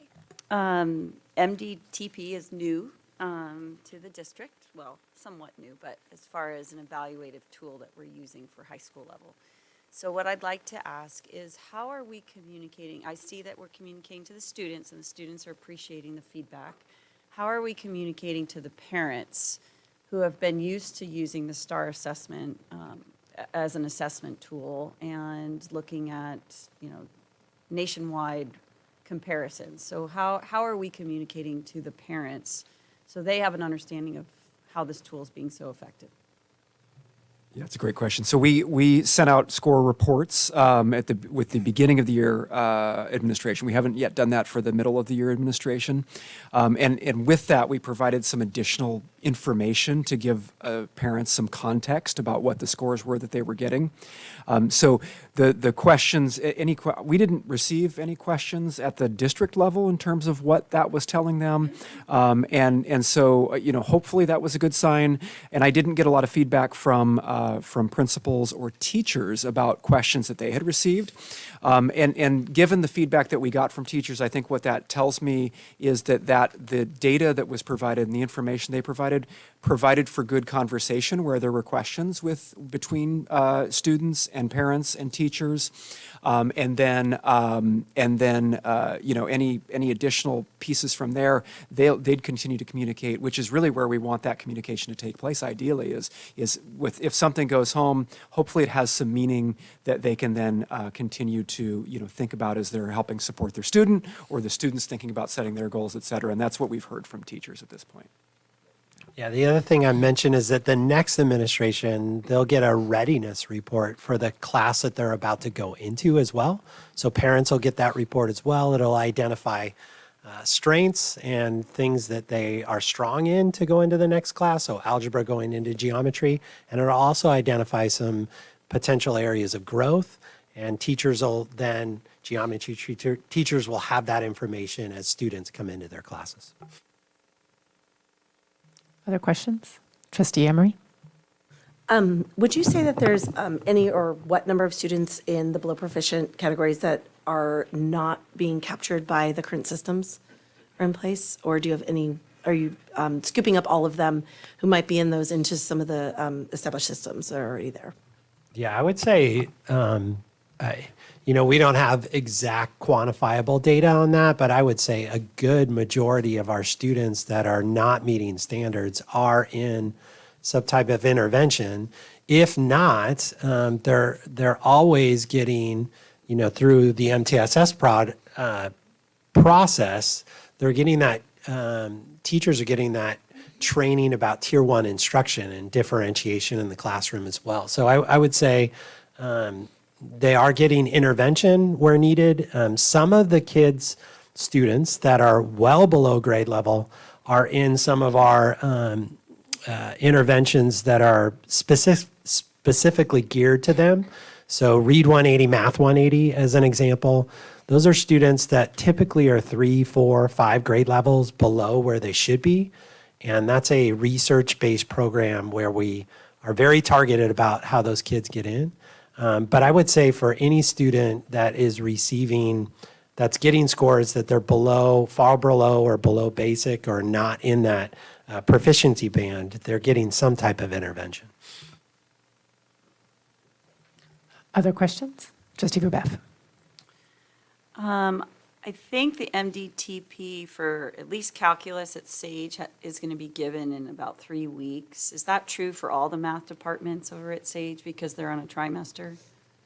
Yeah, that was part of the anomaly that I mentioned previously. So we had a challenge with the administration taking longer than expected at Carlsbad High School, which didn't give us complete results, and then a timing issue in terms of the date which that was going to be administered at Sage Creek. So we've been in communication with the sites about those issues.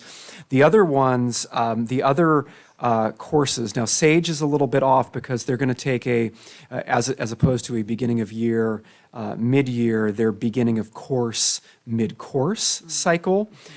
So we'll continue to track what that data looks like, but it does give a more apples to apples comparison because essentially they'll be taking an assessment at the same point in time of the course. So what you saw here in the bar graph on the slide are matched cohorts of students. So you can see the growth within the matched cohorts. What we don't yet have is some of those outliers captured in there. And then again, obviously that calculus one's a little wonky just because of the way that played out. Trustee Ward. So my questions, first I want to say that this has been the best presentation for LCAP, so thank you. And a lot of positives throughout this presentation, so thank you, a lot of growth. On slide 24 and slide 25, thank you for your explanation for that, Dr. Brockett, for both of those. How long do we have for these student groups that are being monitored to get out of being monitored? And what's the growth that you have to see in order for them to be out of these two categories? That's a great question. So the SIGDIS work is around a certain risk ratio calculation where, and I wish I had the math skill to explain this to you in greater detail, but as a language teacher myself, I'm not quite there. So it's a risk ratio calculation that has to do with essentially a greater percentage of students in a particular subgroup compared to the overall risk ratio for all students. So once you've triggered beyond the threshold over 3 consecutive years, that's where you've reached the point of significant disproportionality. As I mentioned with our Hispanic students in SLD, we were actually no longer above that risk ratio even when we started, but the problem was that we had been identified the year before. It was our 3rd year. Okay. So we started the work and we were already below the risk ratio there and we have maintained below that point. So that, not to say that the fact that we were there previously didn't highlight some important work that needed to be done and that we're doing. So I'm been happy with that work, but we're good there. Our African American students with autism, that's a little bit different. It's same idea, right? We have a higher risk ratio with that particular subgroup and that particular identification. Obviously, students with autism, that's challenging because often students have a diagnosis of autism. That's not to say that a student with autism necessarily always should or needs special education support. And so that's where some of our questions around, our MTSS model and are we reaching students at a tier 1 type of intervention or perhaps a tier 2 type of intervention rather than that tier 3 special education intervention. And so we'll bring that up. That's one that's new to us this year, and we're really starting, although, we're starting with those same approaches in our action plan. We'll see, what our impacts are as we move down the road. Differentiated assistance, a little bit different in that it's, as I mentioned, it's tied specifically to the dashboard and red indicators, as Dr. Nye showed, the kind of the different color indicators, in more than one area that are the key indicators by the state. Like I said, on those, we've also made progress on both of those. We had no new indicators, and we'd had progress in those subgroups on those indicators as well in previous years. So that's to say that, the potential is always there. That's something new. We're trying to stay ahead of where those indicators look like they might be headed, but we're headed in a positive direction in both of these. Assuming that we have no new indicators in the fall, we'll be out of differentiated assistance altogether. So that's the track that we're on right now. And then with back to the SIGDIS, those plans, our second plan that we just submitted the addendum on will go through next school year. And so, hopefully at that point in time, we'll have no new indicators on that front either. Great. I have a follow-up. Follow-up, Yeah. Trustee Ward. And that doesn't necessarily, all great news, thank you for sharing all of that. But that doesn't necessarily mean that we would be out of the red or orange categories in the dashboard, because there's Correct. other. Correct. And, Okay. and as Dr. Nye just pointed out, as I was wrapping up that last comment, the one that showed up on there that we mentioned was our long-term English learners. Long-term English learners is a new category on the dashboard. And for obvious reasons, we have students that have continued as English learners for an extended period of time. They're, obviously we know that they're going to have challenges meeting some of those standards.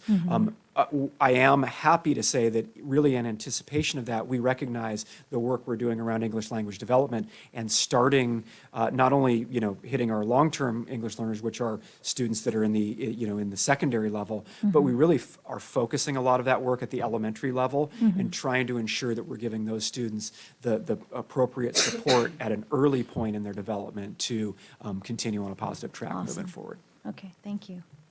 Other questions? Trustee Emery? Just really quickly, because they were linked so closely together. On the school safety, that seemed one of the lowest on slide 38 there. But you previously mentioned just before that the harassment, the mean comments, the incidents were a factor. So with school safety, is that question focused around physical, emotional, both? Were you able to tease out or aggregate any information there? There are a couple questions in that domain. One is feeling like students have, I think at the secondary level, feeling like they have an adult to support them if they need help. At the elementary level, it's do they feel prepared in an emergency situation? So if there's an earthquake or a fire, do they know what to do? So it's both that physical safety and the emotional. Other questions? Trustee Verbath. Okay, I just want to refer to slides 10 and 13, STAR reading and STAR math. In both of those, it's clear that our elementary students are demonstrating the most growth, right? And by the law of averages are kind of helping our district along to show that positive growth overall. I had the opportunity last week to meet with an MTSS at one of our elementary schools, and I was really impressed with how well it's going. And we recently added MTSS in August to help support our middle schools. Can you tease out a little bit about what we're doing for our high school students as far as intervention, since we don't have that MTSS singled out for our high schools? Yeah. Yes, it's a great question. So, we have some of the specific intervention pieces that we mentioned in terms of Read 180, Math 180, which are specific targeted interventions for those levels. At the secondary level as well, we've, the instructional piece around universal design for learning and our capacity building for that. We've included both our principals and our MTSS teachers at the middle and elementary level. We also have our administrators at the high school level involved in that work to help lead some of that work at their sites as well. I do want to speak to. I mean, I should back up and mention. We've obviously got site-based tutoring.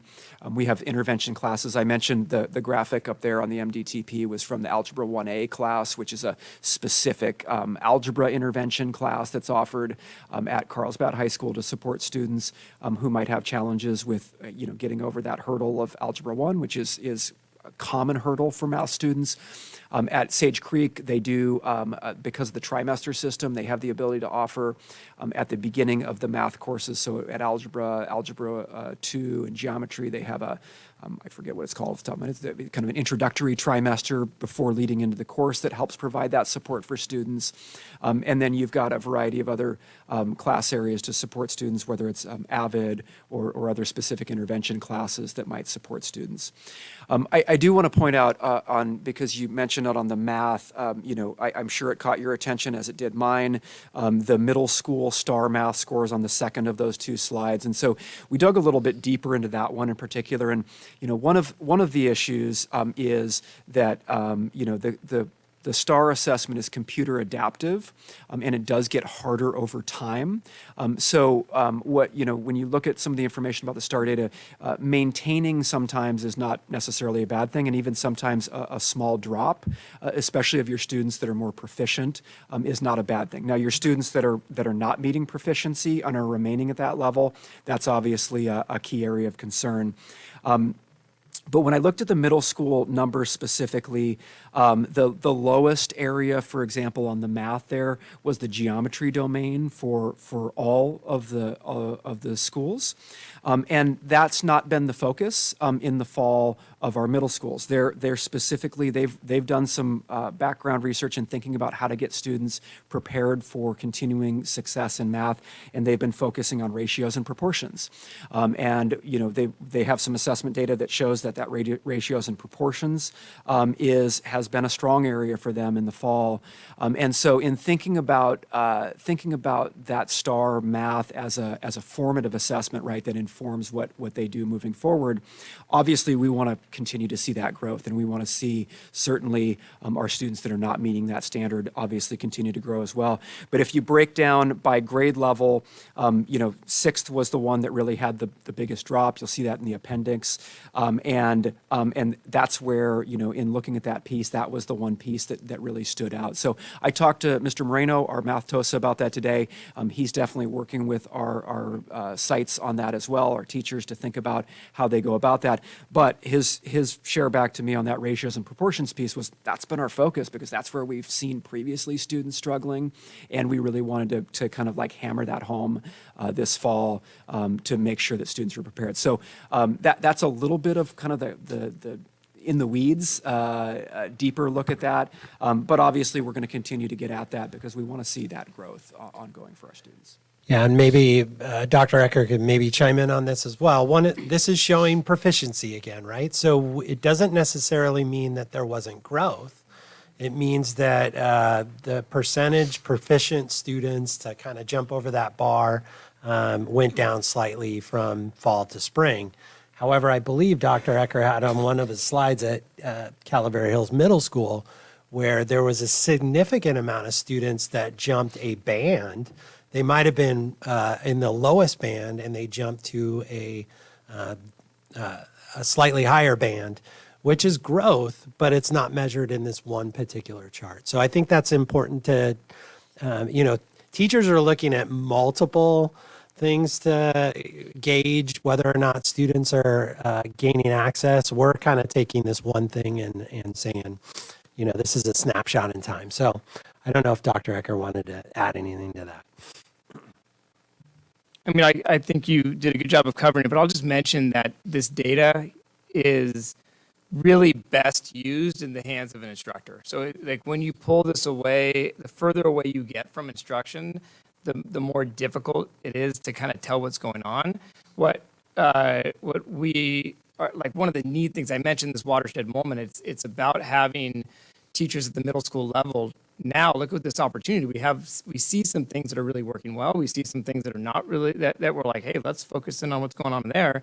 And that they're organizing their grade level teams to take deeper looks at it. And they'll see, similar to what Dr. Brockett said, oh, this is the area of geometry. So I'm not super concerned, but clearly it's an area we want to make sure we focus on, like high level instruction at that point. And then if there's other areas that are growth areas, they could say, hey, what we did there, let's kind of repeat those practices in years to come. Or this is an area we maybe want to touch on again. This is a group of students that we may want to pull for a small tutoring session within the classroom. This is, like all of those kind of conversations is the kind of continuous learning system that we're looking for. And sometimes when you look at demographic groups or, you talk about our English learners, it results in teachers saying, oh, you know what, I actually am not sure how to best address that area or behavior or things like that. The best professional development is in the moment, recognizing what needs we have, and then having the people there to be able to provide that support to help us grow continually. And I have a follow-up to that as well.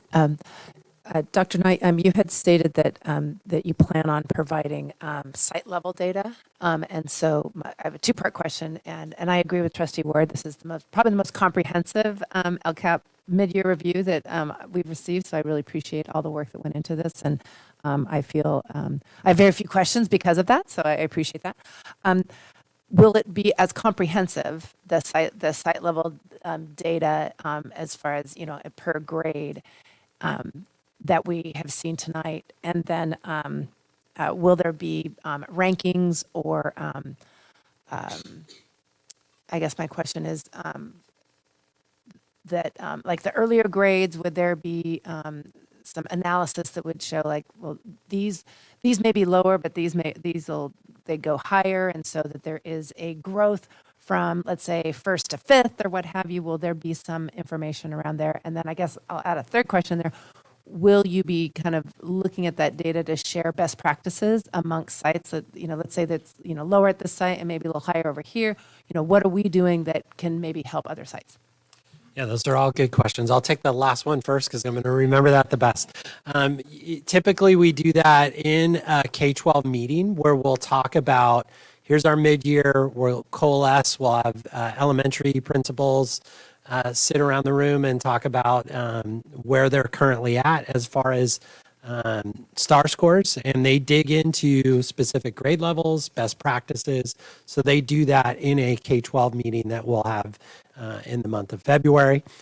In regards to the reporting, each principal will give a mid-year report that has, we generate some guiding questions, and it is break down your by grade level, areas of strength, areas that you still need additional emphasis around.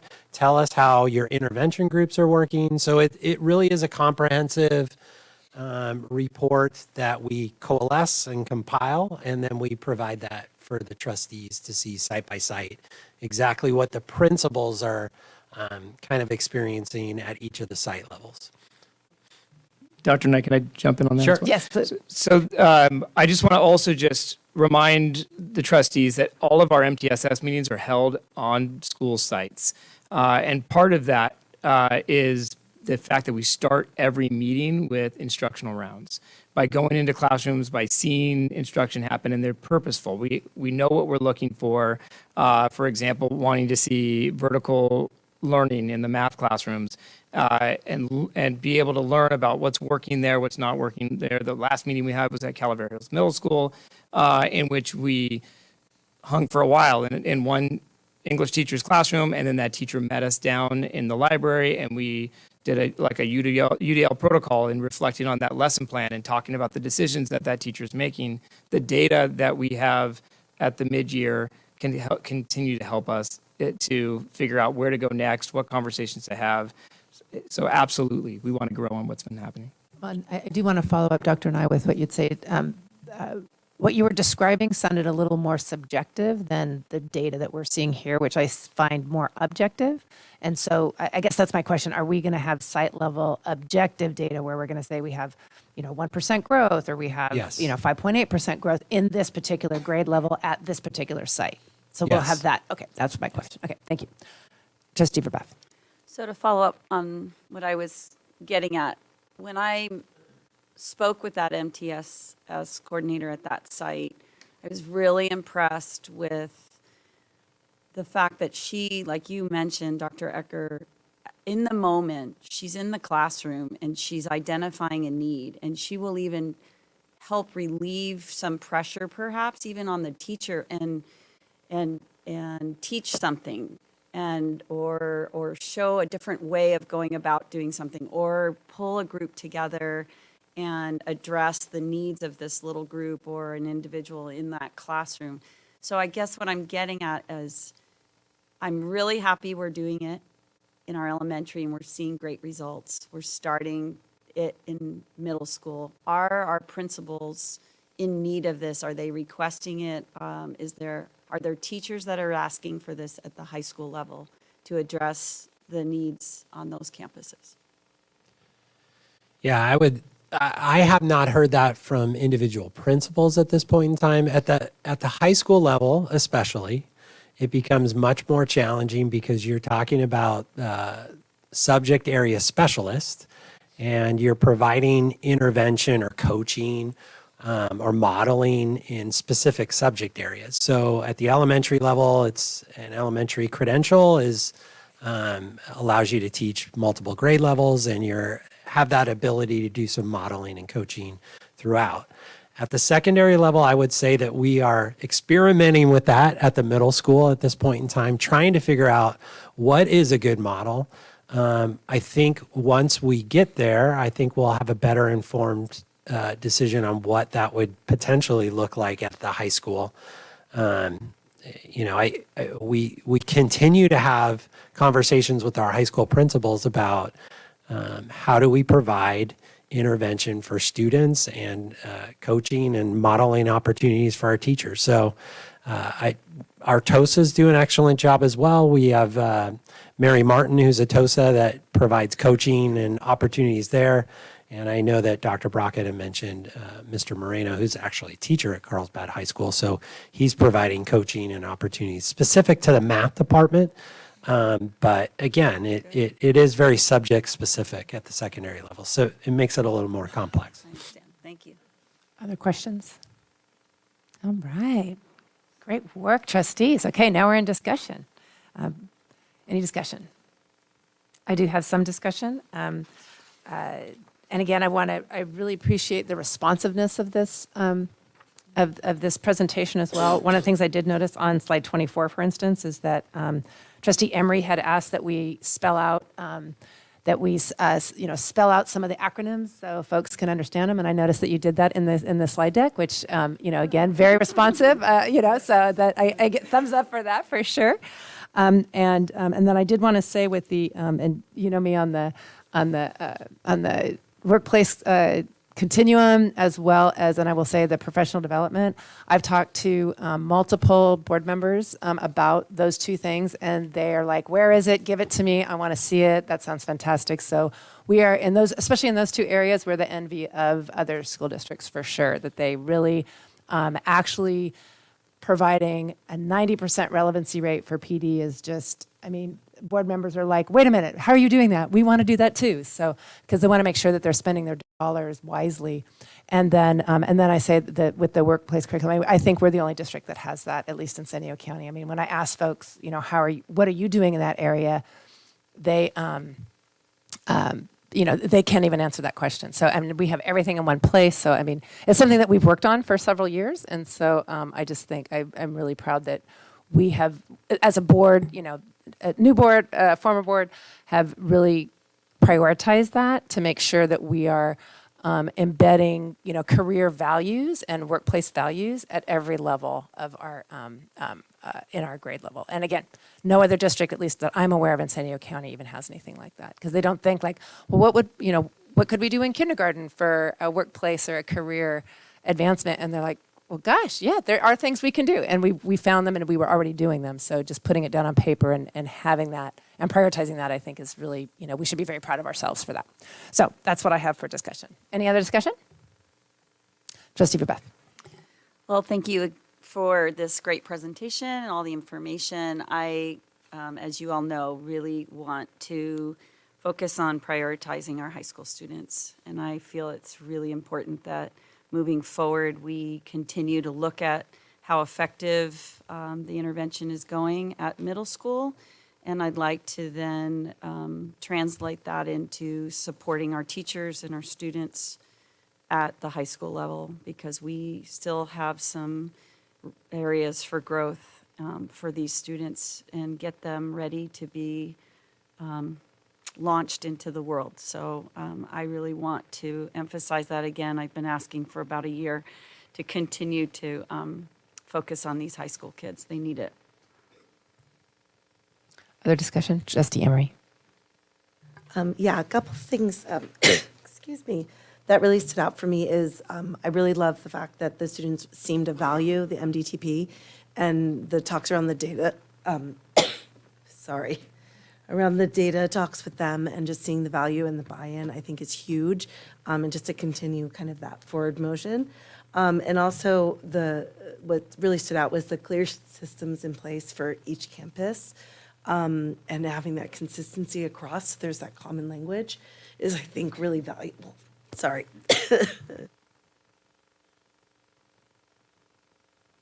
Any other discussion?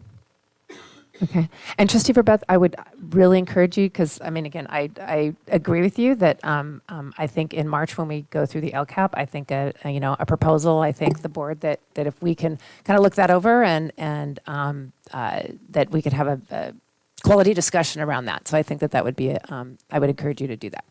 Okay. Anyone else? Okay, great. Thank you so much. We will move the agenda to 7.2, approval of the 3-year technology plan. Trustees, this is a discussion action item. I will now hand it over to Dr. Nye. Give me one moment while I cast this item. You know what, can we take a real quick break? Okay, we're going to take a 5-minute break. Thank you.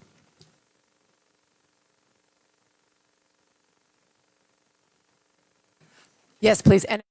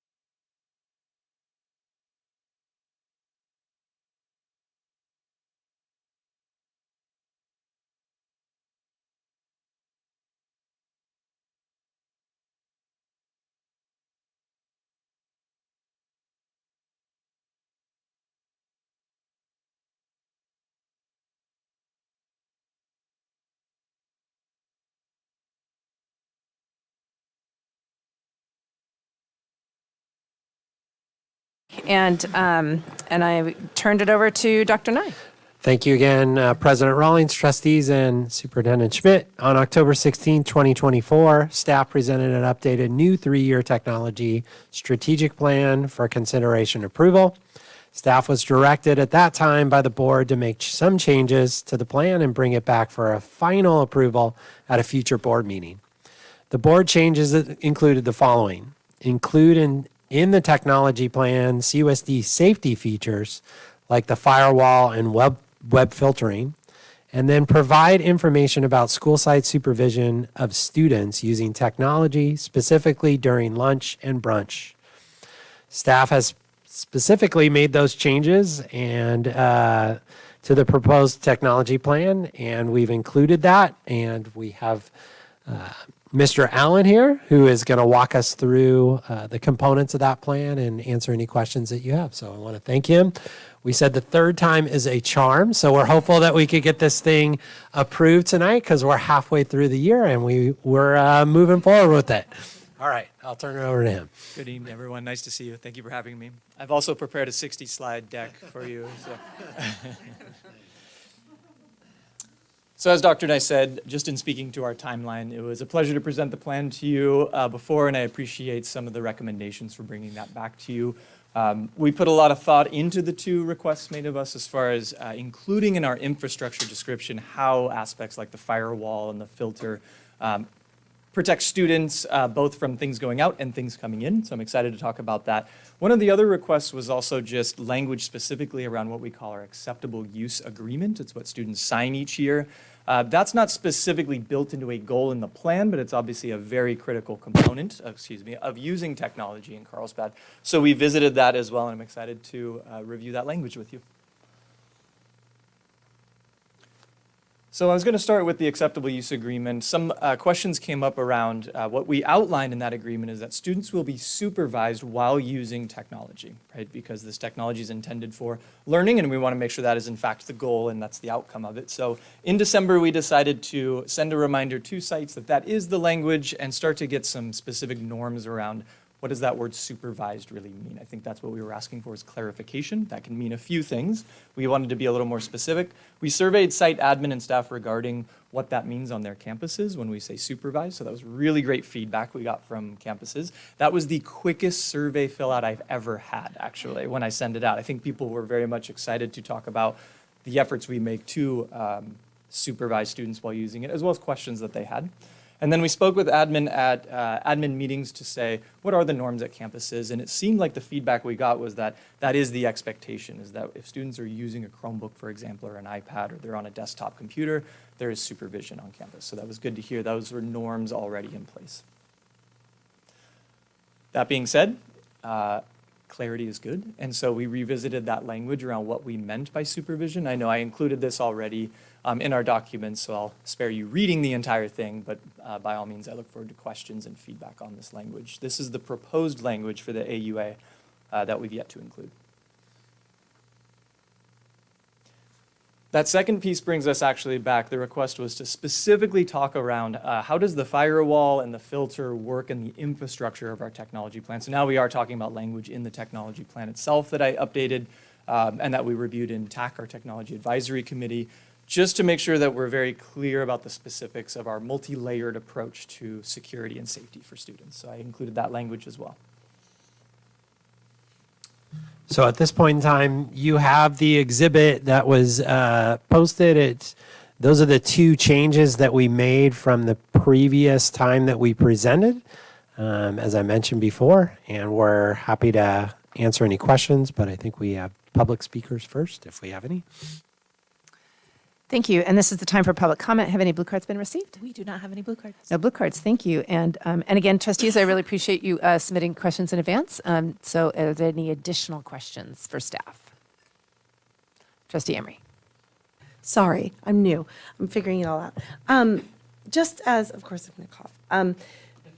Just as something I didn't get asked before, I'm not as familiar with the Chromebooks. So I know the Apple schools have like Apple Classroom, which has like a universal monitoring system where the teachers can plug in. Is there any such thing for the Chromebooks or for our systems? Yeah, and in terms of Apple Classroom, where it's like a management system, you're pushing content out and receiving content back, we use Google Classroom namely for that. As far as some of those, and I don't know, I'd have to have clarification around, there's ways with Apple Classroom where you could say like, look at some of the devices and see what's happening on those devices. There's not currently a district standard for that, but we have a few school sites piloting the concept. Google's also told us recently, I signed an NDPA, so I'll just leave it at, there may be a solution coming that lets us use what we already have in terms of infrastructure to achieve something like that. Other questions? Trustee Verbath? What kind of training is being provided to our students surrounding just appropriate use, but also overuse? A lot of our young people today are addicted to digital devices and being on screens, and it's affecting their mental health, their ability to communicate, you know, just carry on a decent conversation with other people and interact with other people as humans. So are we offering anything to our students to just try to educate them on digital citizenship, so to speak, but even more so than, you know, how is this affecting you as a human and that kind of thing? Sure, I appreciate the question. So I'd say there's probably multiple layers to that as well. One from the district level is we use Common Sense Media to have a required number of digital citizenship lessons each year that center around those kind of relevant topics for students. I've seen those carried out in really beautiful ways in classrooms where there is kind of a prescribed curriculum, but teachers do with the magic they do best, and they add to that. And the discussions I've heard come out of that and how they take that thing on paper and make it relevant to students has been really neat to see. So that's at the district level. That's something that we do not only to support our young learners with the power of technology being used in ways that can be beneficial or negative and guiding them in that way. But that's also how we achieve E-rate each year. So that's something that we make sure happens on multiple levels. But I've also seen, whether it's initiatives by teachers themselves or counselors at each site, to have those ongoing conversations as well with students. But our intentionality at the district level is with that digital citizenship curriculum. Yeah. Other questions? Trustee Ward? So, Mr. Allen, I'm sorry, it's still weird for me to think about calling you Mr. Allen. Okay. I know Michelle from many years past. Both of her Yes, sorry students about as well. that. Yes, Mr. Allen. Thank you for sharing all that and also answering Trustee Emery's question, because that was part of mine as well. Sure. How are we, if you could just kind of explain how are we ensuring that teachers are doing that supervision? I know that as a former teacher, that's hard to do, especially if you're walking around the classroom and interacting with kids. So are we changing some practices of what's happening in the classroom for students, or in terms of when and how they're using technology so we can monitor better? Yeah. I think our first step was to make sure, A, what are the norms already at sites when we say supervision, and B, to create clarity around language of what we mean by supervision. I think that's really helpful because you could take that to the extreme of unless I'm sitting over your shoulder constantly, is that not supervision as soon as I look away? Versus the more pragmatic approach of saying, if you're in this learning space with an adult, with a staff member, this is a supervised environment, and we wanted to just be clear about what that meant. I would add to that, and Mr. Allen's a big component or proponent that's led us to this, but our tech plan as well has allowed teachers to untether from the corner of a room, and it's allowed them to be much more mobile and move around the room. And we're encouraging that strategy as we kind of move forward. And we've seen it actively as we do our instructional rounds. Teachers no longer have to kind of sit over in the corner. They actually have a device where they can move and actively interact with students. They're putting things on the boards. You know, it's a much more free-flowing environment where teachers have the ability to kind of assess what students are doing, especially on Chromebooks. Thank you for that. So what I follow up? Trustee Ward? So what I'm hearing you say is that piece is effectively being used by teachers in the classroom. The flexibility of that environment. Yeah. Yes, so from what we've observed, and then we do the survey every year, the technology survey, to get feedback directly from teachers. I think because it was a multi-phase rollout, we're seeing our first group of teachers increasingly feeling comfortable, whereas our teachers who maybe just got it, standard bell curve, you have those right out in Okay. front, and others who might need a little more time. But Okay. I think the enacting the vision itself is something people are working to embrace. Okay. Other questions? Trustee Verbeck? What was the final decision on the youngest age group that are taking Chromebooks home? By design, we encourage fifth graders, that's one injection point of our new Chromebooks, to prepare them for middle school because middle school breakage rates are through the roof. Apparently, we're not the only ones. This is a very online known thing, but we thought training at fifth grade is a nice way to sort of ease your way into that middle school. So they tend to take them home at fifth. We don't tell school sites that they're unable to take them home prior to that, but our suggestion is at least by fifth grade, we're practicing that so that middle school feels familiar with taking things home. Other questions? Yeah, I would just add to that we don't have a prescribed take-home policy for younger students at this point in time. I'd say predominantly most of your first graders, your kindergarten students, your second grade students are leaving those in classrooms and have carts. And unless there's a specific incident where a student needs access, they're bringing them home and back. Other questions?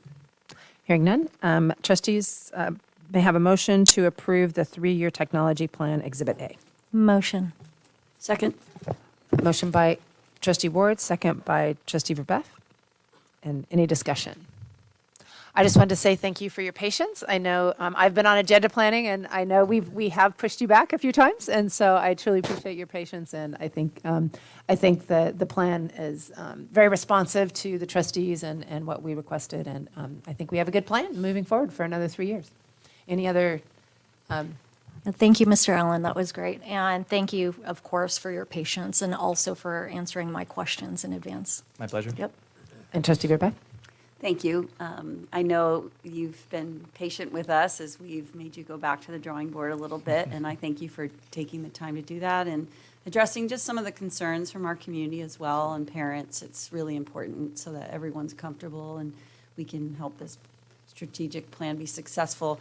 I just would like to emphasize that I think the plan, we need to make sure that we're measuring whether the use of technology is actually improving educational outcomes, right? So, yeah. Thank you for that. Any other discussion? Okay, Ms. Garcia, please call for a vote. Trustee COC? Yes. Trustee Emery? Yes. Trustee Verbeck? Yes. Trustee Ward? Yes. Trustee Rawlings? Yes. Motion passes 5-0. Thank you. We now move on to item 7.3, Measure HH, Bond Program Monthly Update. Trustees, this is an information discussion item, and I will now hand it over to, and I'm happy to say, Ms. Suzanne O'Connell.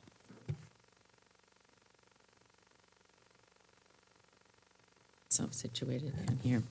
I understand this is a standing item each month to update you on the status of the Measure HH projects.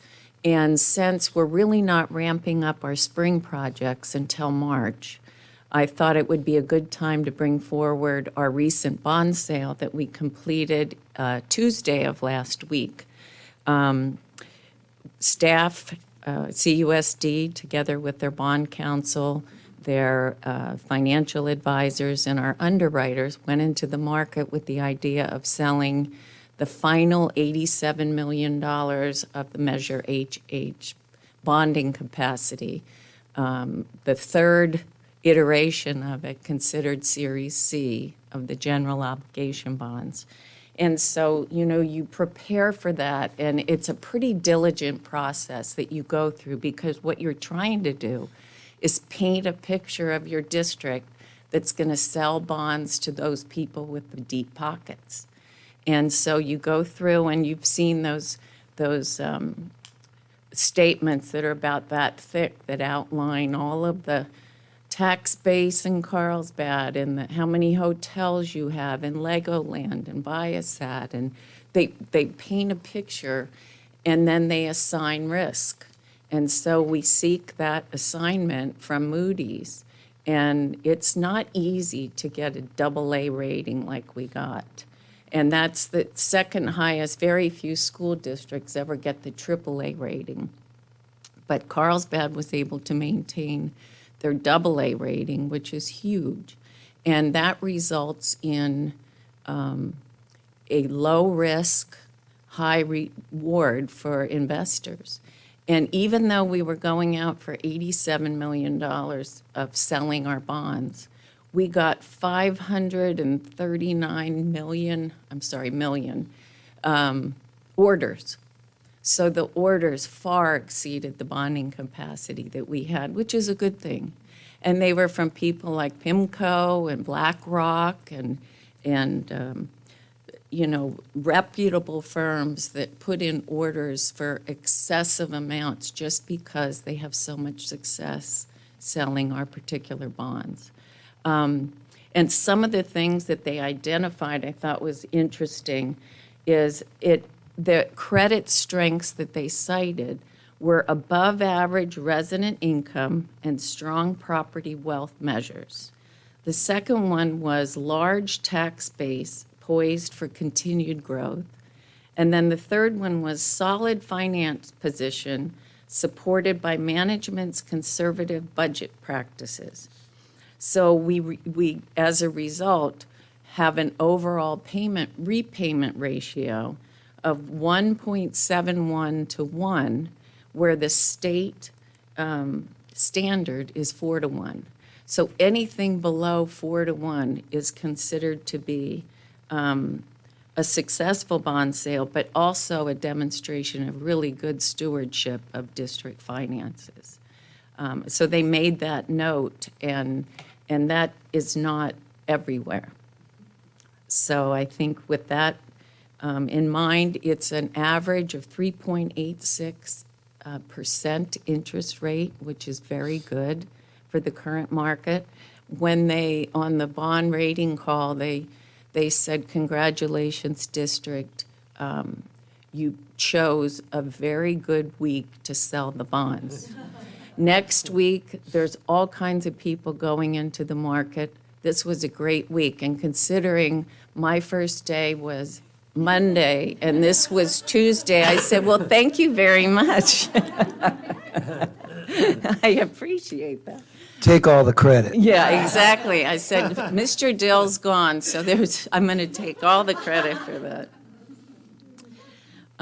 But it's over 25 years, and so that is the final sale of our bonds, and we have an expenditure schedule now that will go forward until that money is utilized.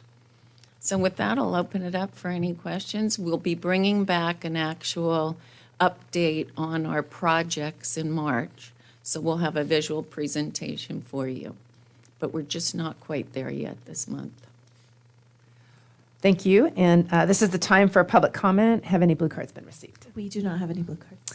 Great, thank you. And trustees, do you have any questions? No questions? And now is the time for board discussion. Do we have any discussion?